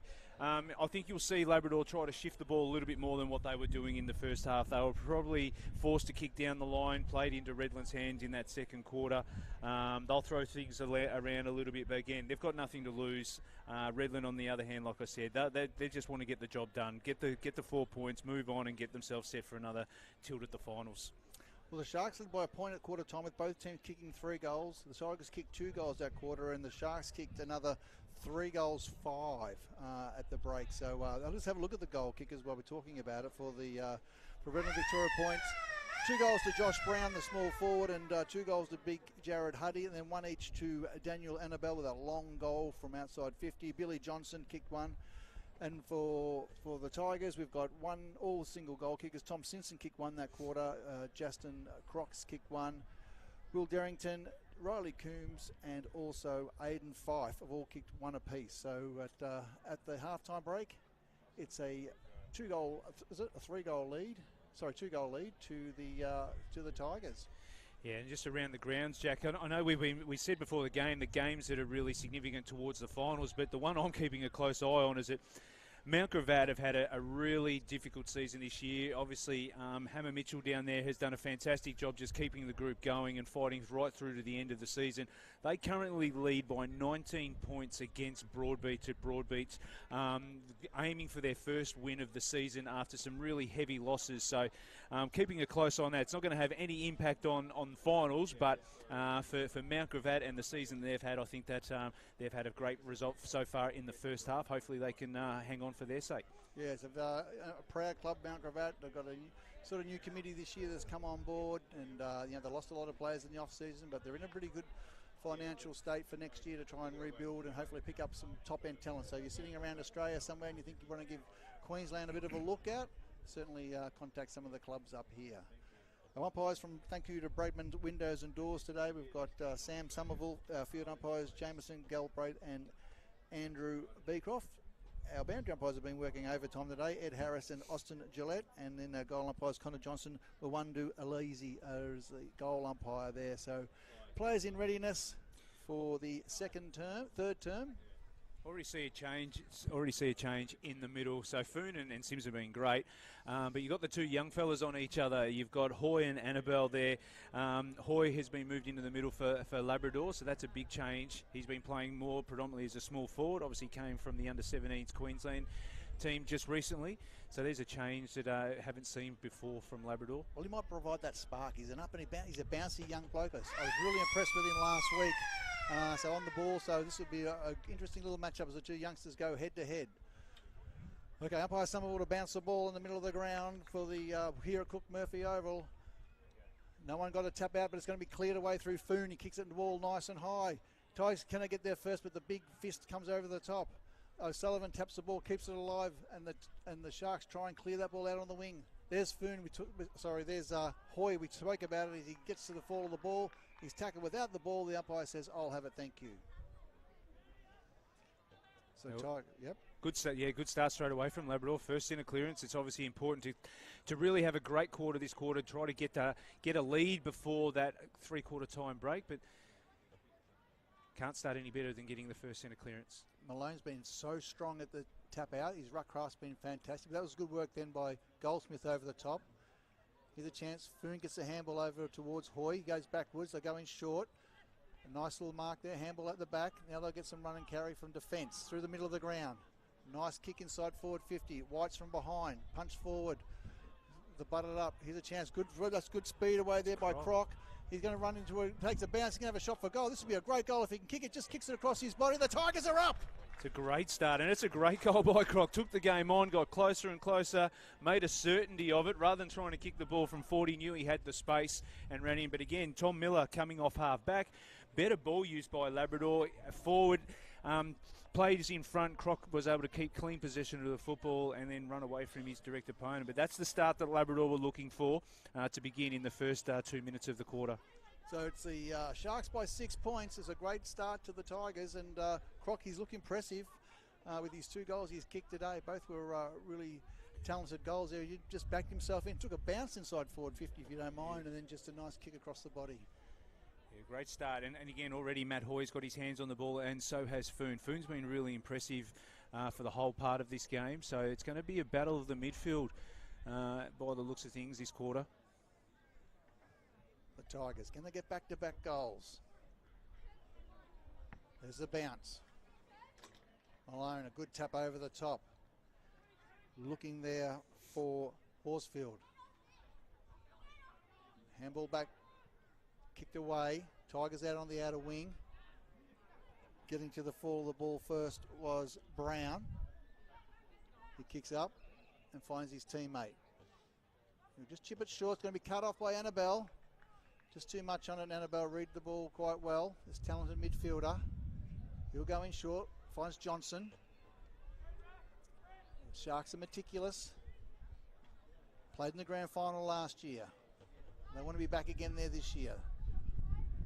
Nice left foot kick down the line. But Young reads the ball well, as he has for his whole career. Goes through the middle of the ground. Looks for Simpson. Bounces, but he quickly butters up. Nice kick forward. Tigers move it down, back inside forward 50. Has he found? Fife. He's found Fife on the lead.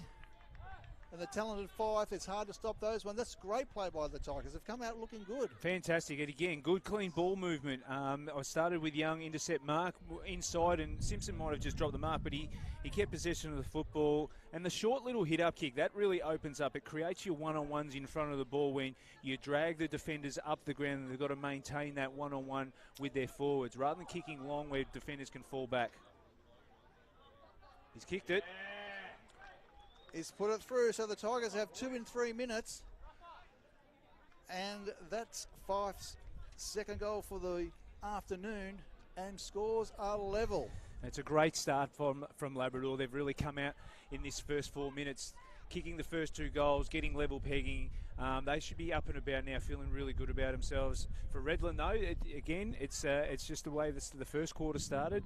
But this time, Labrador have been able to hit the scoreboard. Just interesting, they had one of the most effective players on the ground, Clay Cameron, started on the bench, and so has Aston. Both of them just coming onto the ground now. But now the Tigers have picked up 2 quick goals. So Aston has gone directly to Hoy now, or vice versa. Annabelle's pushed across to a new opponent. Malone, a nice little deft touch. Tigers, they're up and about. Handball under pressure. Fed out. They've got numbers around the ball at the moment. It's big, solid, strong tackle to Goldsmith. As I said, it's been an interesting ruck battle. Probably had the wood over in Malone at the ruck contest, but certainly has been an effective player, Goldsmith, around the ground, and certainly trying to halve that contest up against Hickey last week. So he's had a couple of strong opponents. Inside forward 50. Umpires pelt a free kick. Is he going to play the advantage? He is. But Webster has taken the mark on the last line of defence. He'll chip across. Oh, he's had a little bit too much on it. This has been the story of the day. Foon, quickly. Nice kick out there. Finds Morgan. Morgan over the top for Offermans. Can't take the ball below his feet. Handball over the top. Strong tackle. Umpire says, I'll have it, thanks. He did well there, Croc. He just held that ball in, and fortunate not to maybe be pinged, but he's done well to lock the ball up there because Redland were away. Offermans looks a bit sore. Such an important player for the Tigers today. Goldsmith, nice tap, but of all players, it goes towards Malone. His direct opponent. Here's a chance for Cameron. He runs straight through his Webster. Struck without the footy. Lucky. Huddy's there. Tigers through Young. Umpire's called for a free kick. Yep, and it's Young. Pulls the trigger. Looks for Morgan. Sticks a hand out. Tigers are away on the outer wing. Kicking wide. Looking for Fife, but the ball goes over the line and out of bounds. Was out in the ground at the break, Jack, and that wind is really powerful. It's really strong, probably blowing directly across the ground to the pocket to Labrador's end more than anything, not favouring one end in particular, but it is very blustery out there. The throw in. Punch forward. Umpire says, I'll have it, thanks. Just trying to think of the finals next week. If Redlands win or lose, they'll finish on the third or fourth. Do they get a double chance or they're... No, only first and second get the double chance. It's all elimination finals from third down to six. So you want to be going in with a bit of form, wouldn't you? Yes, most definitely. Tap forward. Strong play. Foon. Sharks getting gang tackled.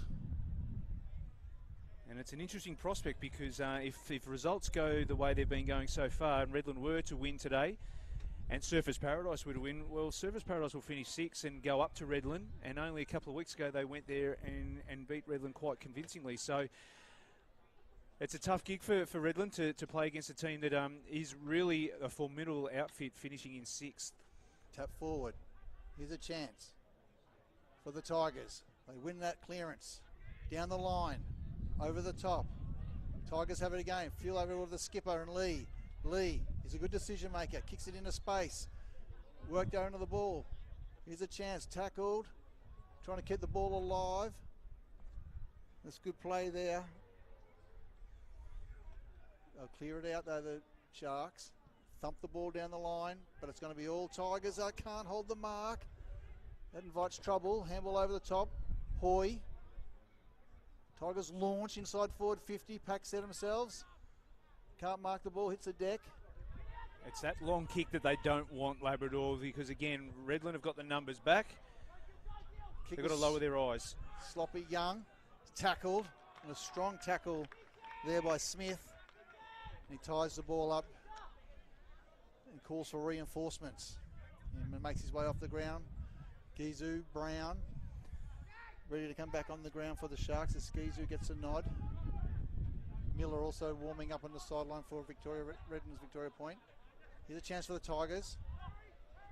Going just sticking one hand in there. Need to get both hands on the footy if they can. A nice little handball over the top. Left foot kick in through the middle. Too much for Webster. Finch. Solid. Gizu's there as well. Quickly jumps on the footy. Tries to drive his legs out of that, but he's tackled. Simpson comes on the ground for the Tigers. Changes, Brad. Lots of changes. Again, this game's going down to the wire. It's very physical at the moment, contest to contest. No free ball movement. There's an opportunity here for Labrador. Good spread by Tom Simpson. They're out here. Just got to use the ball with composure. Unfortunately, that wasn't the one. So mark in defence for, looks like O'Sullivan. Just goes over the top to Miller. Miller directs traffic. Lines up. Finds his teammate there in the middle of the ground. That looks like it is Prokos. I've been super impressed with this guy today, Clay Cameron. He's been superb. Considering Hamilman's out, he's been a really important player across half forward. Playing the modern day centre half forward role, working up and down the ground. Getting the kicks inside forward 50. This is good work here by O'Sullivan, who started the ball in defence. Now he's targeting inside forward 50 on Brown on the lead and got him. So Brown just had a little bit of separation there, didn't need much room. He's a dangerous forward. We spoke and sung his praises early in the game. He's coming off a 5-goal game last week and he's lining up for his third for the afternoon in front of the Steward funding scoreboard that says it's 44 apiece, Brad. This is going to be an amazing, if he can kick this is a goal and a half, because where he's kicking into the teeth of the wind, the way this wind is blowing around, it's going to take a great kick. Well, he's just shuffled the ball, nice little kick into the space, and it's that man you spoke about earlier, Clay Cameron, whose fingerprints are going all over this game. Yeah, you could nearly say he's the best on ground at the moment. He's the difference between the two teams, especially up forward for Redland and being that target. Again, though, very difficult to kick the ball from this pocket with the way the wind's blowing right in his face. Clay Cameron, the former Gold Coast Sun, tries for the check side. Banana just doesn't have enough on it. Through for a run at 6-9 now, 45. Tigers 7-2-44. We've played 11.5 minute mark of the third term. This QAFL round 19 game brought to you. Good mark there by Coombs. By double taken AFL Queensland YouTube. So Coombs, the number 25. Kicks down the line, over the back, too much on it. Over the line and out of bounds on the full. Again, it wasn't the kick. He's kicked to a 1-on-2 to one of his smaller forwards. That's where the ground just needed to be spread. But again, turnover by Redland. So Bromwich misses his target. They can press up here, Labrador. He's got a chance now to regather. Turns left and right. Handballs to O'Sullivan that doesn't bounce his way. Here's a chance for the Tigers. Croc jumping around. Just needed to give his first option there, Croc. Tried to do a little bit too much. O'Sullivan been busy this third term. Finds the skipper in Stellard, who makes the ground big by spreading the ball out wide. Impressive little play by Procos. He's been busy this quarter. The number 42 just chips across to Johnson. A lot of purposeful play by the Sharks. Again, nice kick to White, McDowell White. Very talented. Weston kicked some great goals in the VFL last year for the Brisbane Lions. He finds Hamilton, the solid midfielder. Kicks long, down the line, in front spot. Nice punch over the top was Miller. And the ball goes over the line and out of bounds. But again, just a really composed ball movement by Redland. A lot of short kicks. And then even the long ball, it's a 1-on-1, and they've been able to get a stoppage now inside 50 rather than turning the ball over and allowing a Labrador to rebound out of that defensive 50. So great composure with the ball, just short kicks. It's really smart football. No one can get a clear tap. We've got a 1-point ball game. Umpire says I'll have a thank you. So clearances, stoppages. Who can find a nice tap forward? Here's a chance. A kick high. Can Young get there? He's tackled with that ball, bounces Gazoo. He's a dangerous player. Doesn't need much time and space. Just kicks it high on the left foot, and the ball will go over the line and out of bounds. He looks dangerous. Yeah, it probably worked in their favour there. The ball's gone out of bounds. Gives them another opportunity. Redland deep inside their forward line at this stoppage again. Watching for the Sharks. We're watching Brown. We're watching Gazoo. Little goal sneaks. They throw the ball in. Tap forward. Gazoo, we spoke about it. Step in. Quick shot on goal. That's it. Great goal. He was the one to watch. He kicks his first for the afternoon. Raphael Gazoo. Great goal. And the Troy Clark scholarship player makes it matter a minute counts most. Yeah, look, you want to see what the matchup is there, because he was the one that got the ball in and just missed the shot on goal previously before that stoppage, and he's got off the chain again straight away and is able to kick the goal. So just defending there, who is it there? Bailey Brown. Just needed to be a lot tighter. That's where, as a defender, you've got to be able to block the run of your opponent and stop him from being able to take a clear run at the ball, because, as we can see, he's able to get clean possession of the football and make the most of it. It's what a lot of teams are screaming out for, are those small forwards who can get really dangerous, get on the move, and take their opportunities when they're presented to them. Great goal. Yeah, I felt like as only two players could get something out of this, and he was a dangerous one. I like the matchup now. Field's gone to him out of the square. Here's a chance now. Handball over the top. And they'll get a clearance. The Sharks will go back inside forward 50. But it's a nice, great mark to Miller. The dual vice captain, he kicks it out wide. Here's a chance now for the Tigers. Fife. He goes over the top. He's got a player out the back. Good play. Lowers the eyes. Finds Simpson. Simpson, no one takes the mark, so he plays on quickly. Drives the ball long. There's a one-on-one in the goal square. And the ball is punched forward. But that was better play, Jack. The lowering of the eyes, that little 15-metre kick, again, it drags the defenders up and outside from falling behind. So better transition from Labrador there, using those targets, but not just bombing away, allowing Redland to rebound, forcing them to have to defend in the one-on-ones. So deep inside the Tigers forward 50. Can they get one back now? Who's the players to watch here? Tap over the back. Thompson trying to drag the ball forward. Again, he's been mainly a midfielder. Him and Chapman are both small defenders, but have played mainly midfield, but they read the ball really well. Have been a good move for the Sharks this year in defence. Strong tackle again. Ball on the deck. They're saying he dived on top of the ball. I think that might be young Hoy, is it? Yeah, he's working really hard around the contest, Hoy, but the ball spilled out and he jumped on it and dragged it back in, and it's really hard to get the ball back out when they all jump on you. So Hunkin finds Johnson and goes back to Hunkin. Hunkin will try and spread the ball back through. O'Sullivan having a good third term, been consistent. The former Mount Gravatt midfielder, and played some games with the Brisbane Lions in the VFL before coming back to the QAFL. Goes in short. Finds a veteran in Thompson. Thompson, again, just chips the ball across. O'Sullivan again.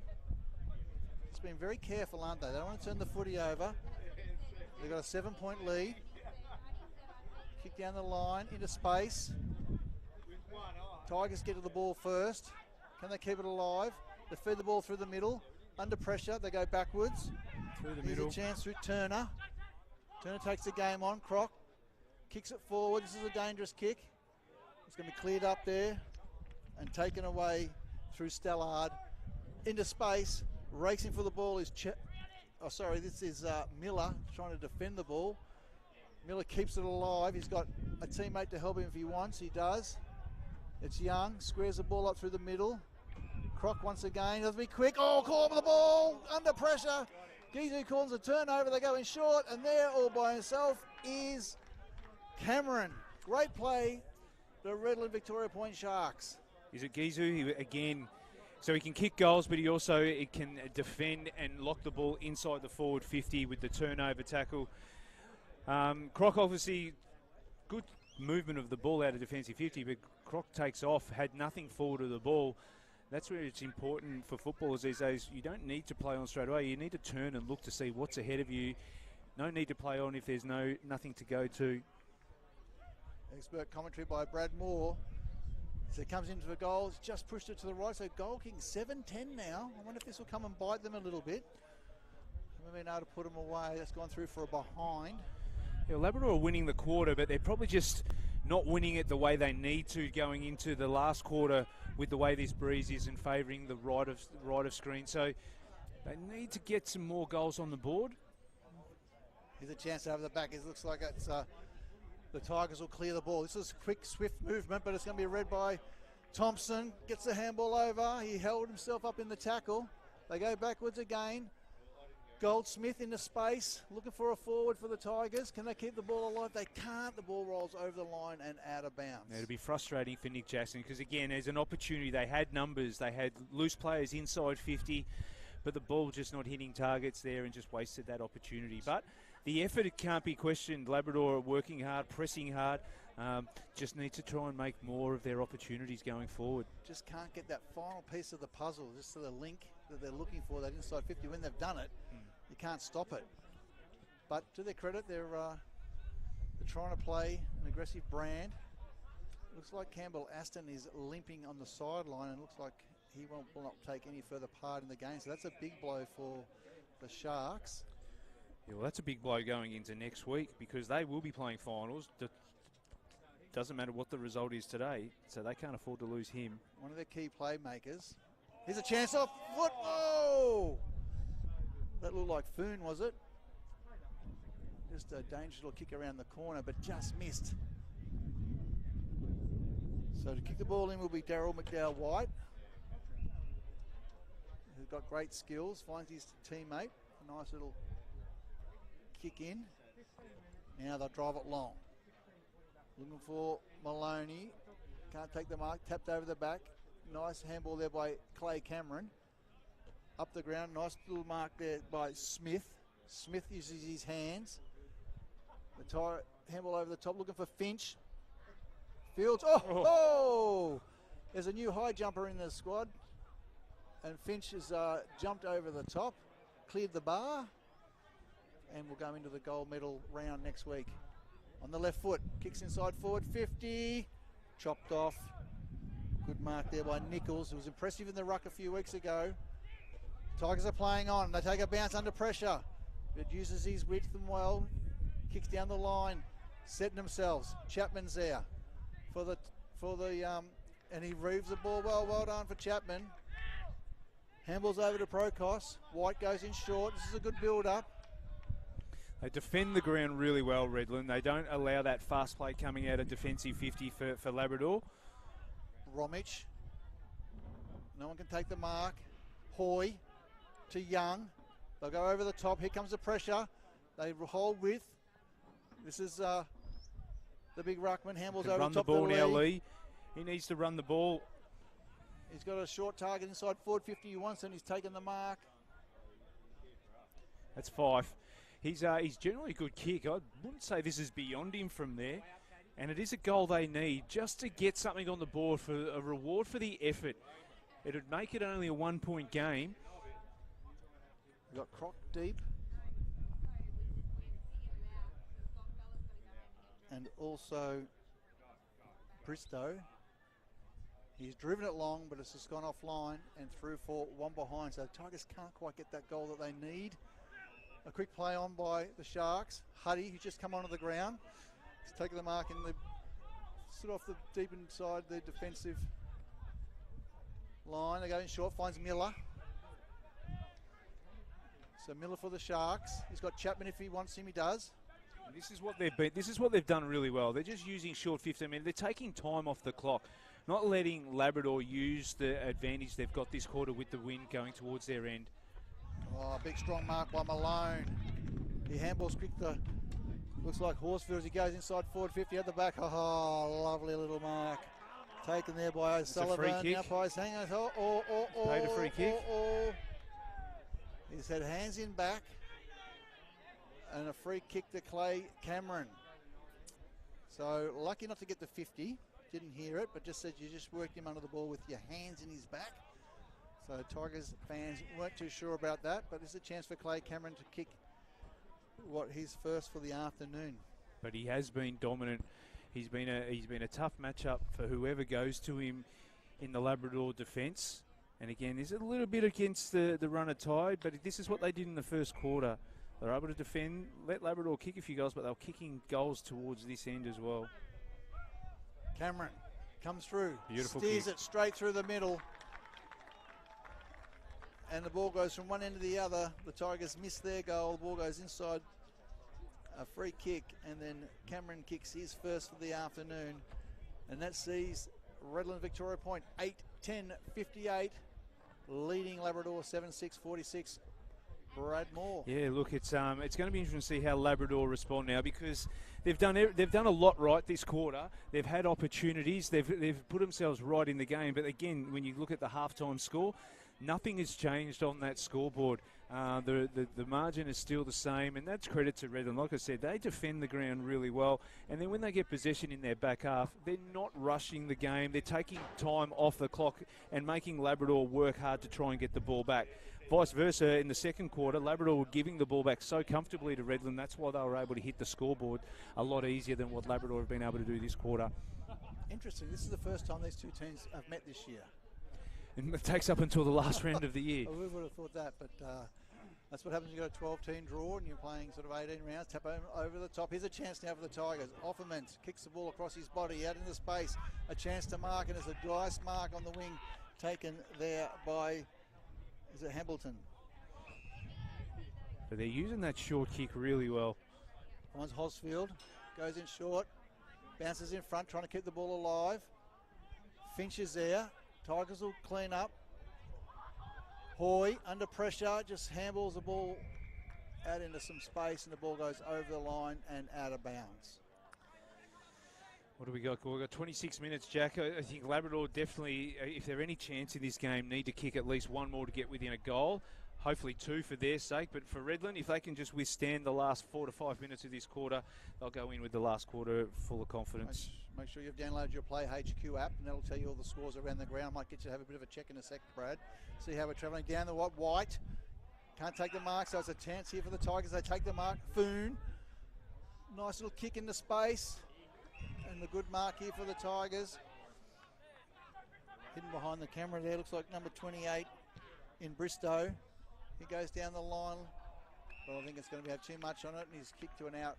Again, Jackie, just try to force it. Redland had numbers behind the ball, and they just need to let their forwards get set up ahead of the ball before they try to force the ball in there. It's probably been their downfall all game. And again, I'll go back. Redland have been brilliant at the way they've been able to set up behind the ball. Johnson, Sullivan, and also Thompson, so effective inside defensive 50. White puts on the lead if they want. McDowell White decide to not use him. Now they kick high. Malone tries to play for a free kick, steps inside, is Brown. Just a chip over the top. Both, is there any talk? Good little mark there, finds Hosfield. Kick over the top to Johnson. Johnson quickly, he's a left footer, doesn't need much time and space. Looks for big Huddy over the top. Too much on it, rolls over the line and out of bounds. 8-10-58 leading, Redlands leading Victoria point 7-4-46. We played 27-minute mark. Brad, score update. Just around the ground, Aspley 12-15-87 to Palm Beach 5-5-35. Morningside 11-11-77 are leading by 2 points to Maroochydore 11-9-75. Wilson Grange 2011-131 to 4-5-29 Noosa. Mount Gravatt still leading by 11 points 8-3 to 5-10, and Surfers Paradise 8-12-60 to 3-3-21 Sherwood. So it looks like that the Demons are setting themselves up to be part of the September action, or August-September action. O'Sullivan played a good game today. Kicks inside 50. Finch dangerous, couldn't take the mark. Goldsmith over the top, he's been busy. Back to Goldsmith, handball over the top, trying to keep it alive. Come on, Tigers, can they get something going? Crowd getting right behind him. McDowell White steps in, nice play. Couldn't find his teammate on the lead. Butted up. Tigers just trying to keep the ball alive. The kick again. Over the top. O'Sullivan setting the play up. Chapman, solid, drives his leg. Annabelle is a nice kick. Handball over the top to Finch. Finch tries to square the ball up. Oh, nice little mark there to Hoy. He just needs to show some patience because they've got nothing forward of the ball at the moment. But again, Labrador look like they're out on their feet. They're all stuck behind the ball. They've got nothing in front of the football. They've gone out wide and found Goldsmith. So the Tigers will trail by 12 points at the three-quarter time as Labrador on the Stewart funding scoreboard. Labrador 7-4-46, Redlands Victoria points 8-10-58. Brad, just a quick summary before we have a break. Oh, look, really quickly, Jack. I thought Labrador worked really hard that quarter, but their efficiency forward of the ball is something that's just let them down. And again, just their structure up forward and setting up. So they're working hard to try and create. But credit to Redland, and that's why they're going to be probably sitting third on the ladder at the end of this round going into finals, and they're every chance to go back to a grand final because they set the ground up really well. When they don't have possession of the football, the back six behind really set up so when the opposition do win possession, they've got nothing to go to, and then they just use the ball really efficiently going forward, short kicking, efficient with the ball, and they get score opportunities. So although Labrador were really impressive that quarter based from the second quarter, they still weren't able to narrow that margin any more than what it was at half-time. Well, we hope you're enjoying all the action here on our AFL Queensland YouTube channel. It's Redland Victoria point 8-10-58, leading Labrador Tigers 7-4-46. We'll be back after this short break.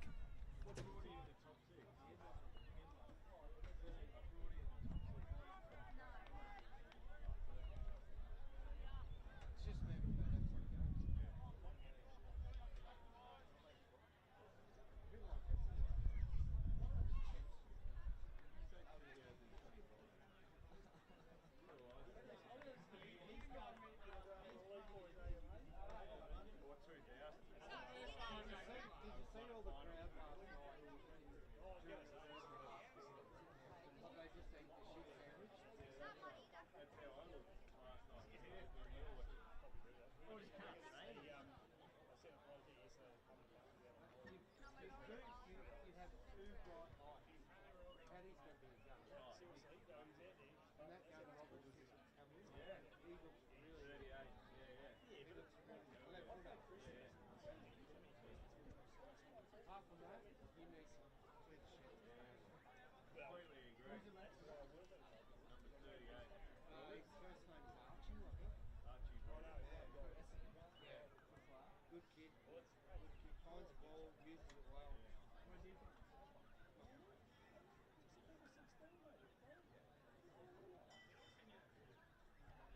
Where I else? don't know. I don't know. Bet Durham 22. Is he gone? Yeah. He was a big year rookie. Me and Dad, Had a man crush on Andy. Yeah, right. me and Dad went and watched that Dreamtime game against Richmond last year. We kicked that goal. He's just Get some curry. he's fucking little. Get some curry.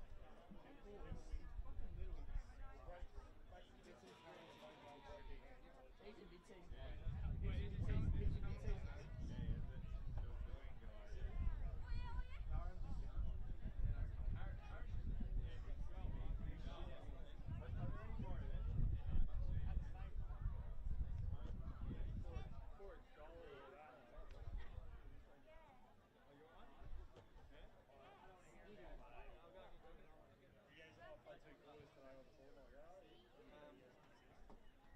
Yeah, I'm a big Raph.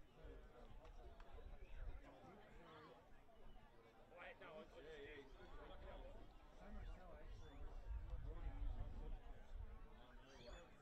And he's scoring. He's and I lost my Getting final you watch money. that game. See, come on, sorry. Yeah, man.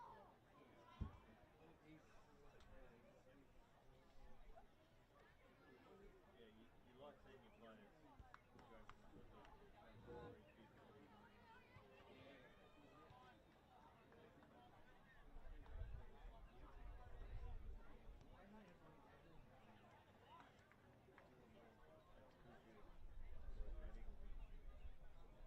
We've been doing it for 20 years. This same group. We put under. Guys from Seattle.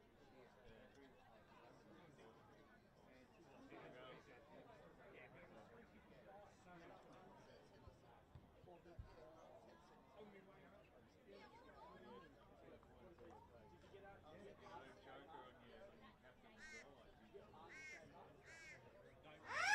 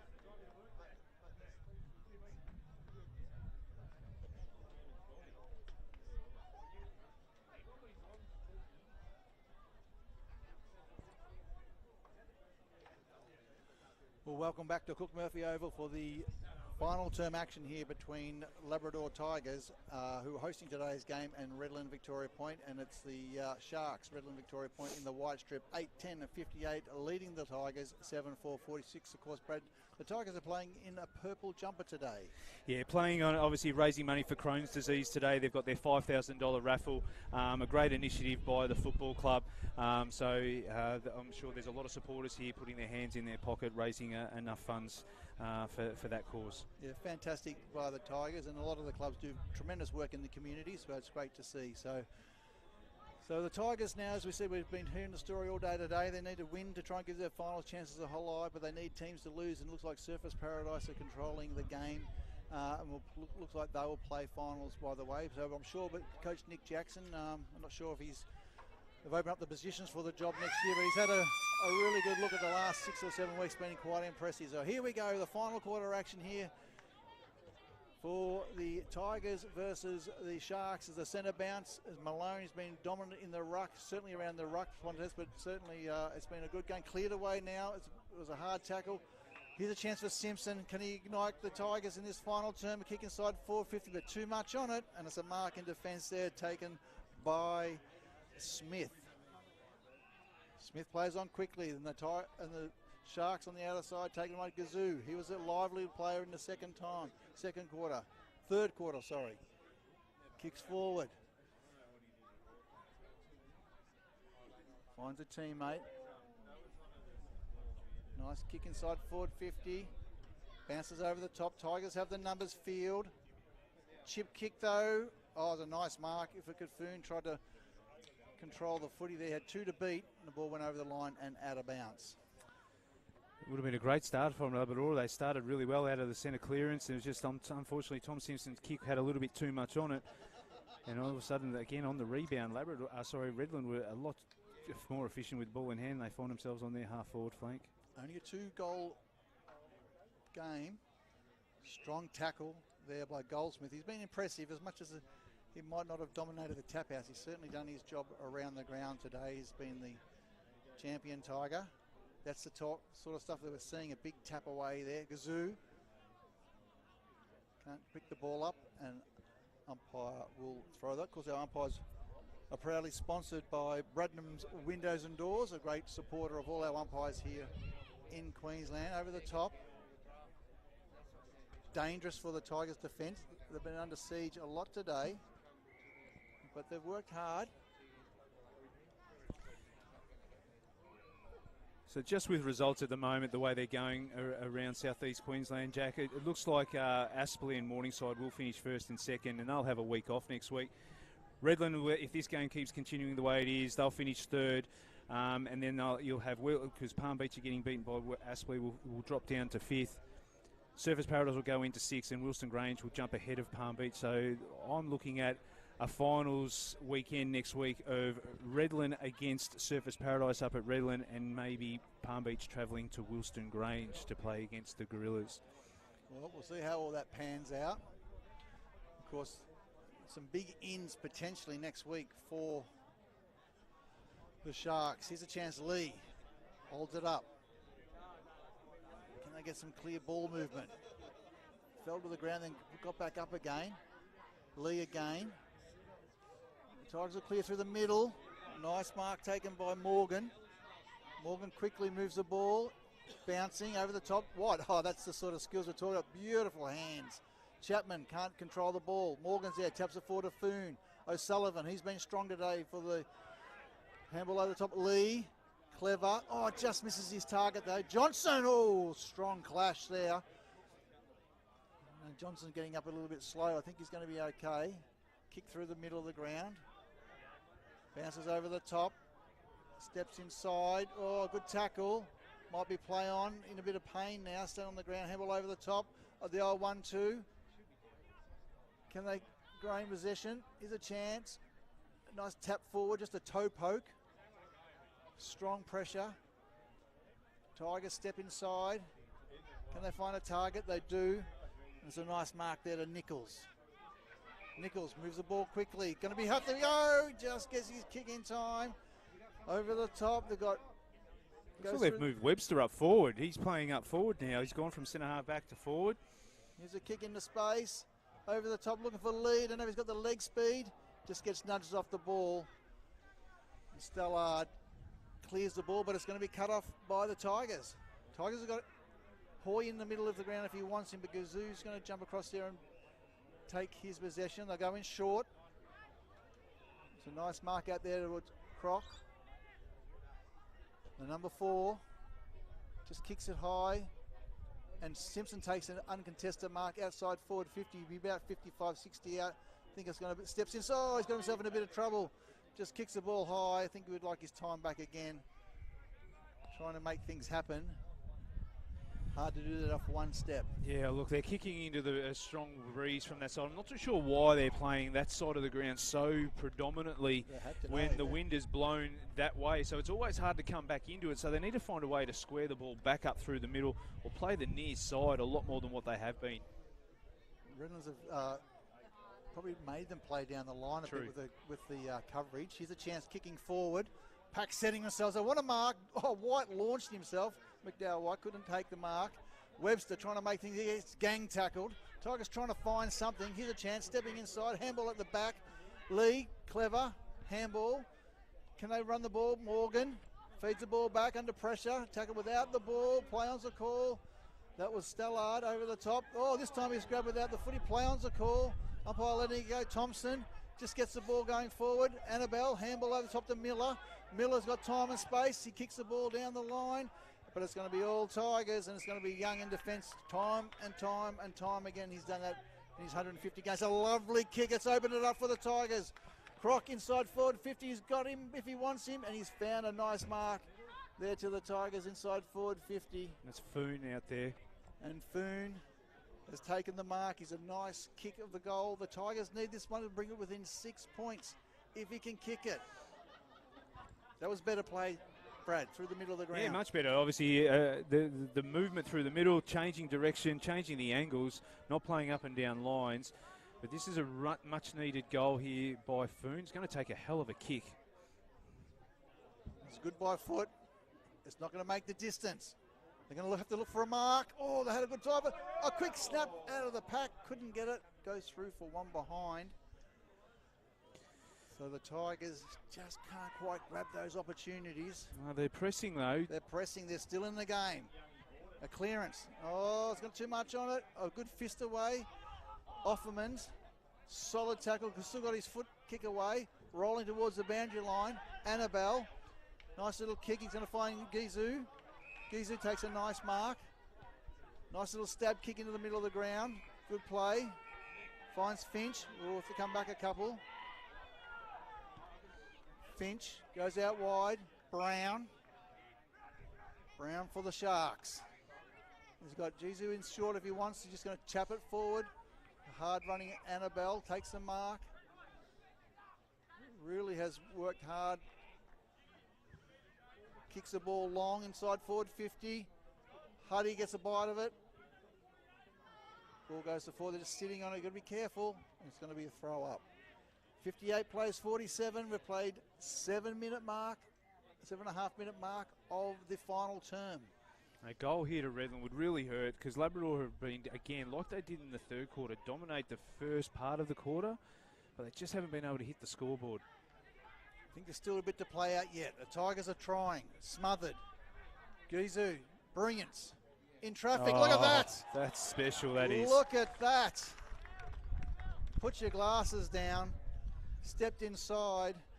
Found an option who was in a better position as the dangerous Johnson. And he has really lit the forward line up today. A name to remember going forward, Raphael Gizu. That was an elite kick to not just blaze away, an absolute pinpoint.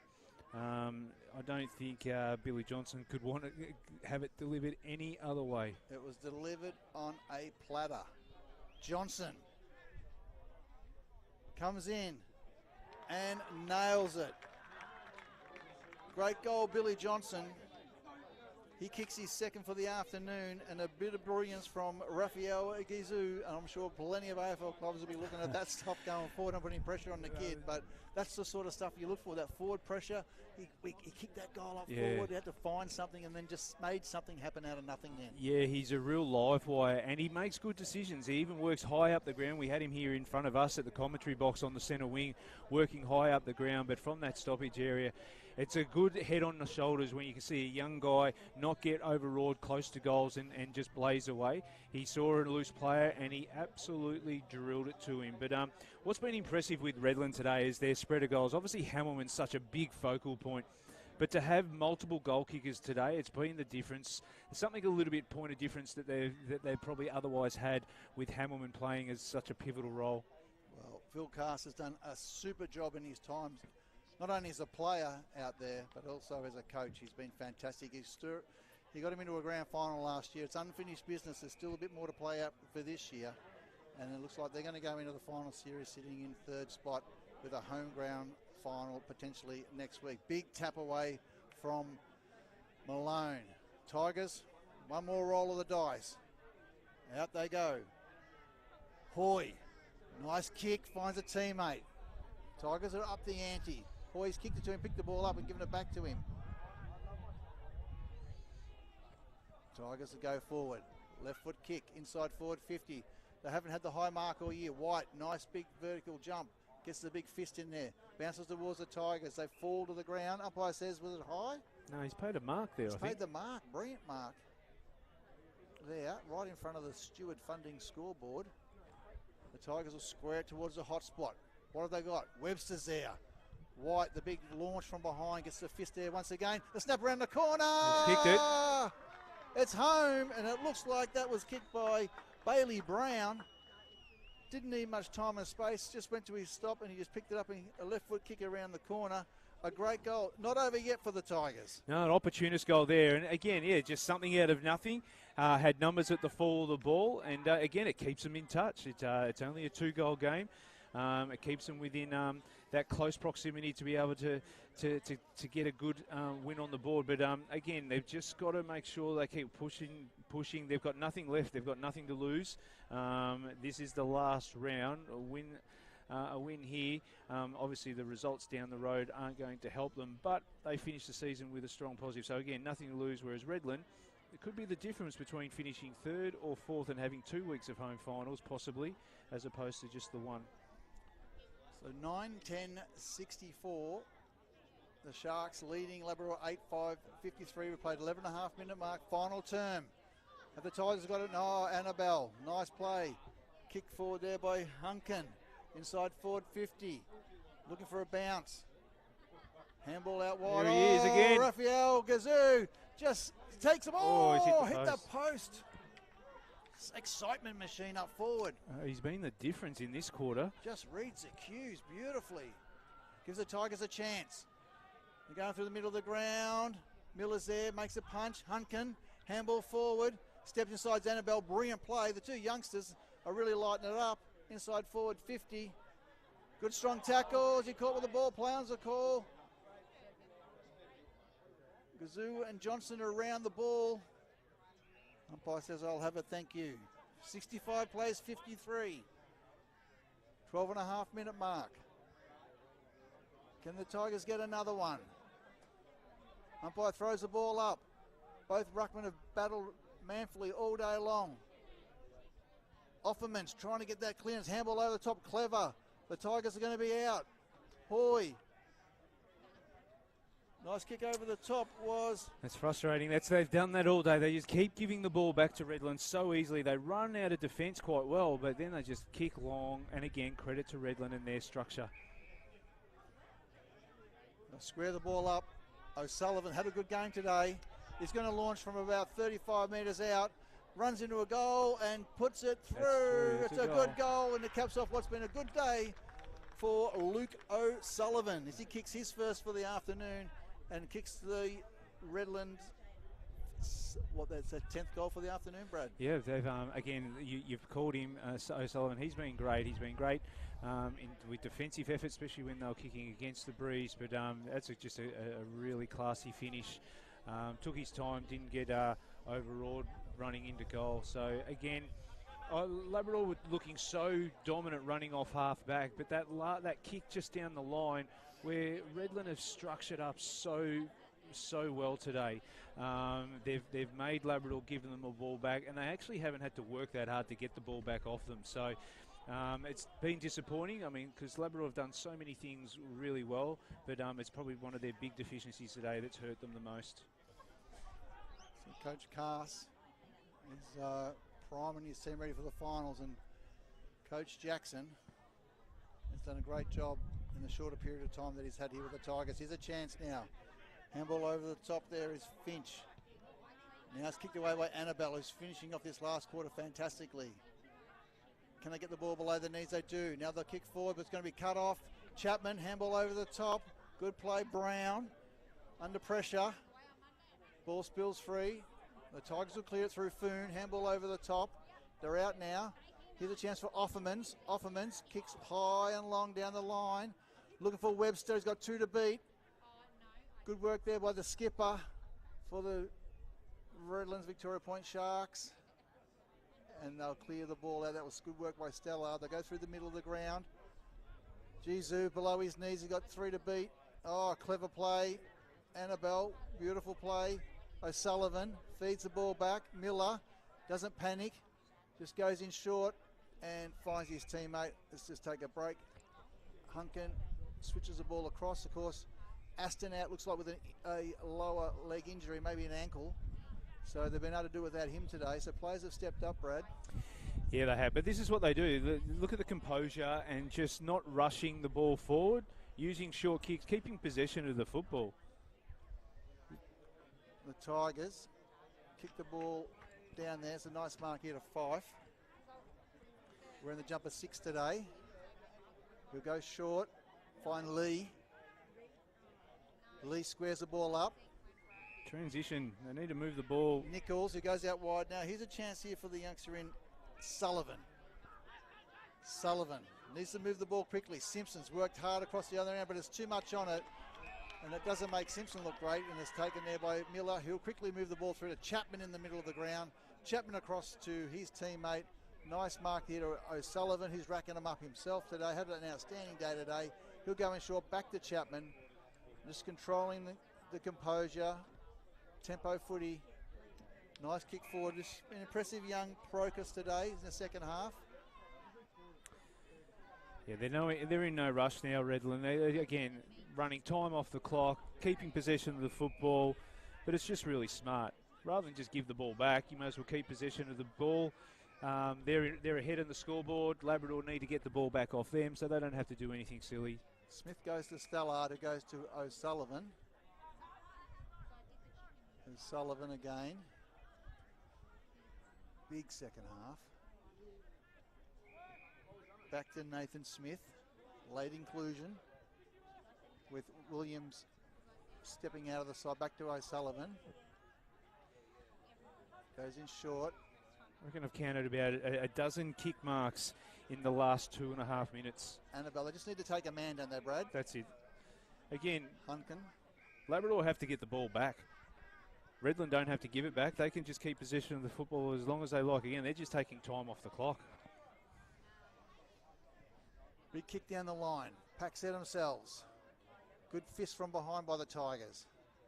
Strong tackle. Umpire says, I'll have a thank you. And the Stewart Funding scoreboard says Redland-Victoria Point 10-11-71. Leading the Tigers 8-5-53. We've played 17.5-minute marks of the final term here. What have the Tigers got left? Here's their chance. Short. Over the top. Been the story of the day. There's that one missed kick. Kicked it high. Gazoo's there. Gets a fist in there. A front and centre. O'Sullivan's there again. Just tries to do the big don't argue. Gets his kick away. Kicks forward. Young. Steps inside. Beautiful play. Former Zane Taylor medalist in the state team. Still got it. A nice kick forward. Couldn't take the mark. Here's a chance now. Looking for Simpson. Stellard's there to mop up. Clever play. He's had a good game today, the skipper in defence. Stellard uses the ball quite well. Finds Miller through the middle of the ground. Yeah, you're right. He just does the simple things really, really well. He doesn't panic with the ball in hand and just plays the percentages. He's a fantastic football. That's why he plays state football for Queensland. Like Chapman's game. McDowell White's really come into the game in the second half. Kicks down the line, bounces over the top. Punch forward. Good tackle. Handball over the top. Young. Tried hard for his team. Finds Simpson. Been a super player for him this year. They clear the ball through. I like this bloke's game as well. He's one of the games I've watched him play a few times in Nichols. He tries really hard all the week. Okay, he takes the game on. Good play. Good kick away there by O'Sullivan. Inside 450, but it's that man, Thompson. And he's done that time and time again today. Just reads the play. Switches the ball across. Finds Hunkin. Squares it up through the middle of the ground. Chapman having a great season. Kicks it high though. puts his teammate under pressure, feeds the ball back to Chapman. Handballs over the top, that's good play. I love what he's brought. He's brought a lot more handballs into his game. He looks so much a better player. He sort of plays within his means, Chapman, now, doesn't he? He does, but a bit of sting's gone out. Yeah. Tigers trying to finish off strong. The game just seems to be being played between halfback to halfback at the moment. Players seem to be a little bit fatigued. Obviously, the ground's been heavy. But again, we've still got 10 minutes. Labrador just need to just throw Earl, caution to the wind. Tigers around Lee. He's been busy in the last term. Goes inside forward 50, But again, full credit to Redland, Jack. I mean, their defensive setup is fantastic. Their structure behind the ball has been the difference between the two sides today. They've repelled forward entry after forward entry, all because of their structure.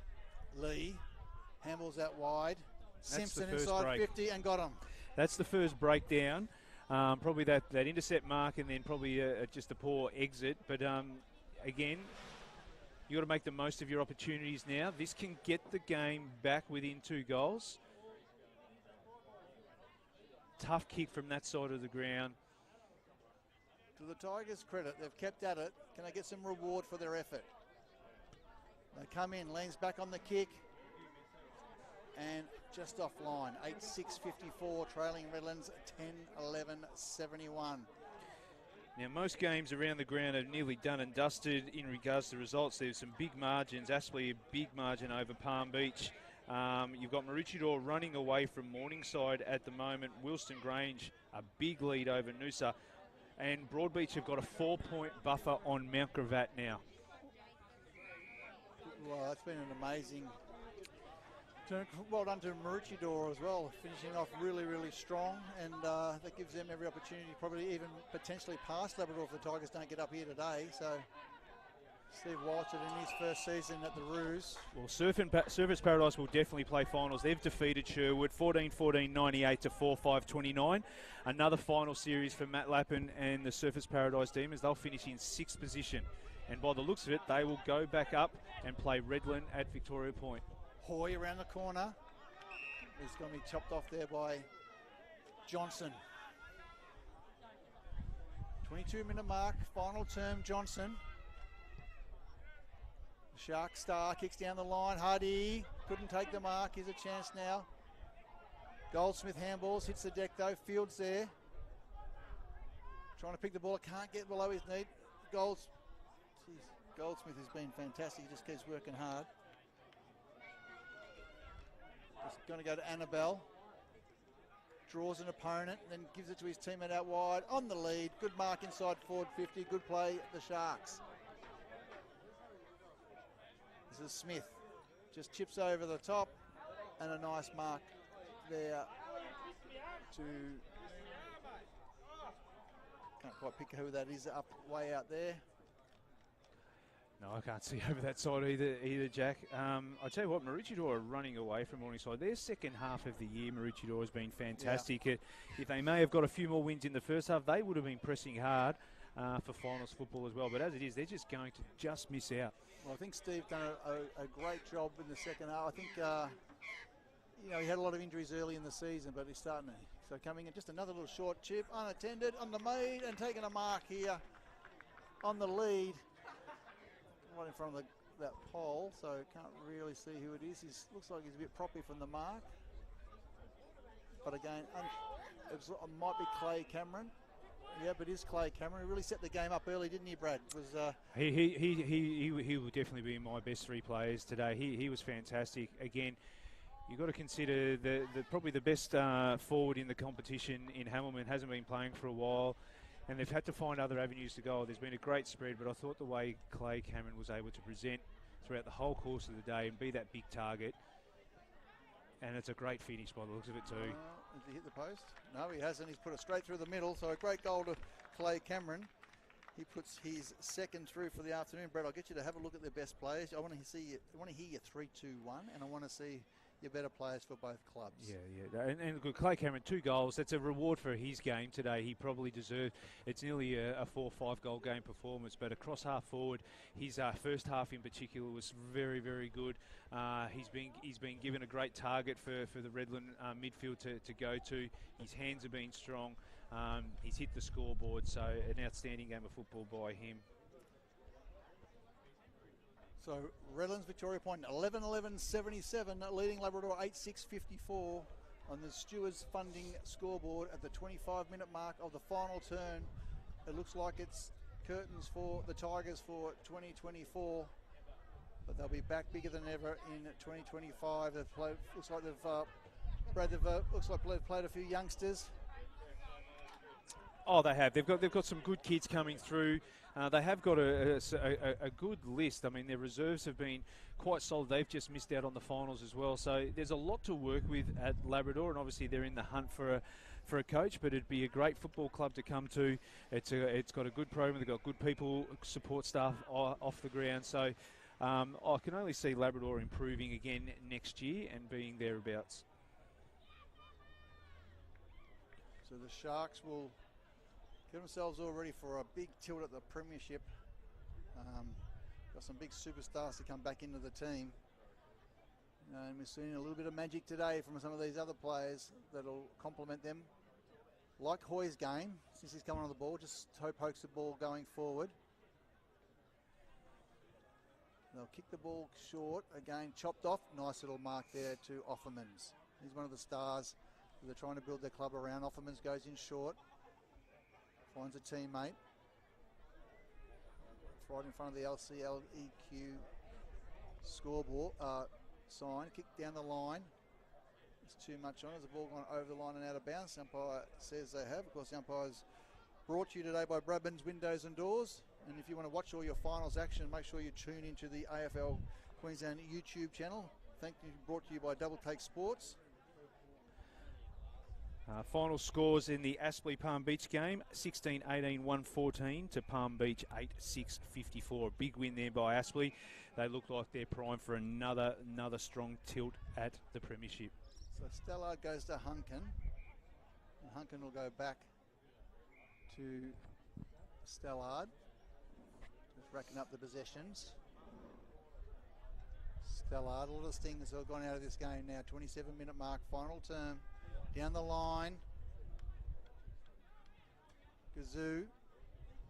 Busy. Fed back. Tigers will clear. Hoy copped it in the back of the head. The Sharks pounce on top of him. Miller clears the ball out of the pack, but it's going to be all Tigers. Couldn't take the mark. Big tackle. Good forward pressure right at the end. That'll please. It's a sling tackle he's got him for there. Yep, it's a dangerous tackle, and that was against young Gizou, so in a bit of bother, getting up slowly. I think that's Mackenzie Bristow. He seems to be okay. I'm sure the trainers will just come out and double check. He goes in short, across, finds Miller through the middle of the ground. Was acquired 15. Now they go short. Lee gives the ball back over the top. Will it break down? Field, handball over the top. Here's a chance. Around the corner is Croc. He's kicked 2. In front, good mark. Great mark to Reeves. Sorry, 5. That's 5, isn't it? Yep. That is 5. So 5's taken a good mark. Can he finish with 3 for the afternoon? A lovely goal. Right on the siren. So a lovely goal to Aidan Fife. He kicks his 3rd for the afternoon. And it's final scores here at the Cook Murphy Oval here on the Gold Coast. And it's congratulations to the Redland-Victoria Points Sharks. They've won today's game 11-11-77, defeating the Labrador Tigers 9-6-60. We'll have a look at the goal kickers as Brad has a look at the best players. For Redlands, we had 2 goals each to Josh Brown, Clay Cameron, Billy Johnson and Jared Huddy, and then 1 each to Daniel Annabelle, Luke O'Sullivan, Raphael Gizou, and then for the Tigers, 3 to Aidan Fife, who kicked his third on the siren, then 2 to Justin Crock, and then 1 each to Tom Simpson, William Derrington, Riley Coombs, and Bailey Brown. So final scores here: Redlands 11-11-77 defeated Labrador Tigers 9-6-60. Brad, can we have a look at your 3-2-1? Yeah, look, for the losing side in Labrador, look, they had some battlers out there who worked really hard. I thought their best player today, I love Jay Foon's game. I thought he was, like, with polish with the ball in hand, decision making, he's a real asset to the football club, and hopefully they keep hold of him for next year. Jake Goldsmith battled really hard against Malone. You can nearly put Malone in Redlands best as well, but the battle between the rucks was fantastic. Jake Goldsmith around the ground works hard, and obviously he's in his latter stages of his career, but I thought he was great. And look, Aidan Fife, I think he gives something to the Labrador Football Club up forward. He's great up the ground as well, but he's able to kick 3 goals. I thought his game was really important, and Tom Simpson's probably just unlucky to miss out there. For Redland, well, I said it before, I can't go past Clay Cameron. I thought his game was outstanding. 4-quarter performance was thereabouts when the team needed him, especially in that first half going forward. So I thought his game was fantastic. I'm going to give another 2 votes to, I thought, O'Sullivan again. His performance was great. Hit the scoreboard as well. And the young one, I was super impressed. Gisu, if you've got a player of that calibre who can be a spark like that, he's going to be a real danger player for oppositions to deal with come finals time. So as it stands, Jack, it looks like Redland will take on Surfers Paradise next week in a rematch from just a few weeks ago when Surfers Paradise probably got the wood over him quite comfortably. But I'm sure you'll find that Redland are going to get a number of key players back that will just strengthen their team. Well, final scores here at Cook Ovals. Redland-Victoria Point running out winners with Phil Cass leading his team into the finals next week. Redland-Victoria Point 11-11-77 defeated the Labrador Tigers 9-6-60. Brad, thank you very much for your time today. Look forward to listening to you through the final series on the AFL Queensland YouTube channel, and we look forward to seeing you in finals actions next week. Thank you for attending today.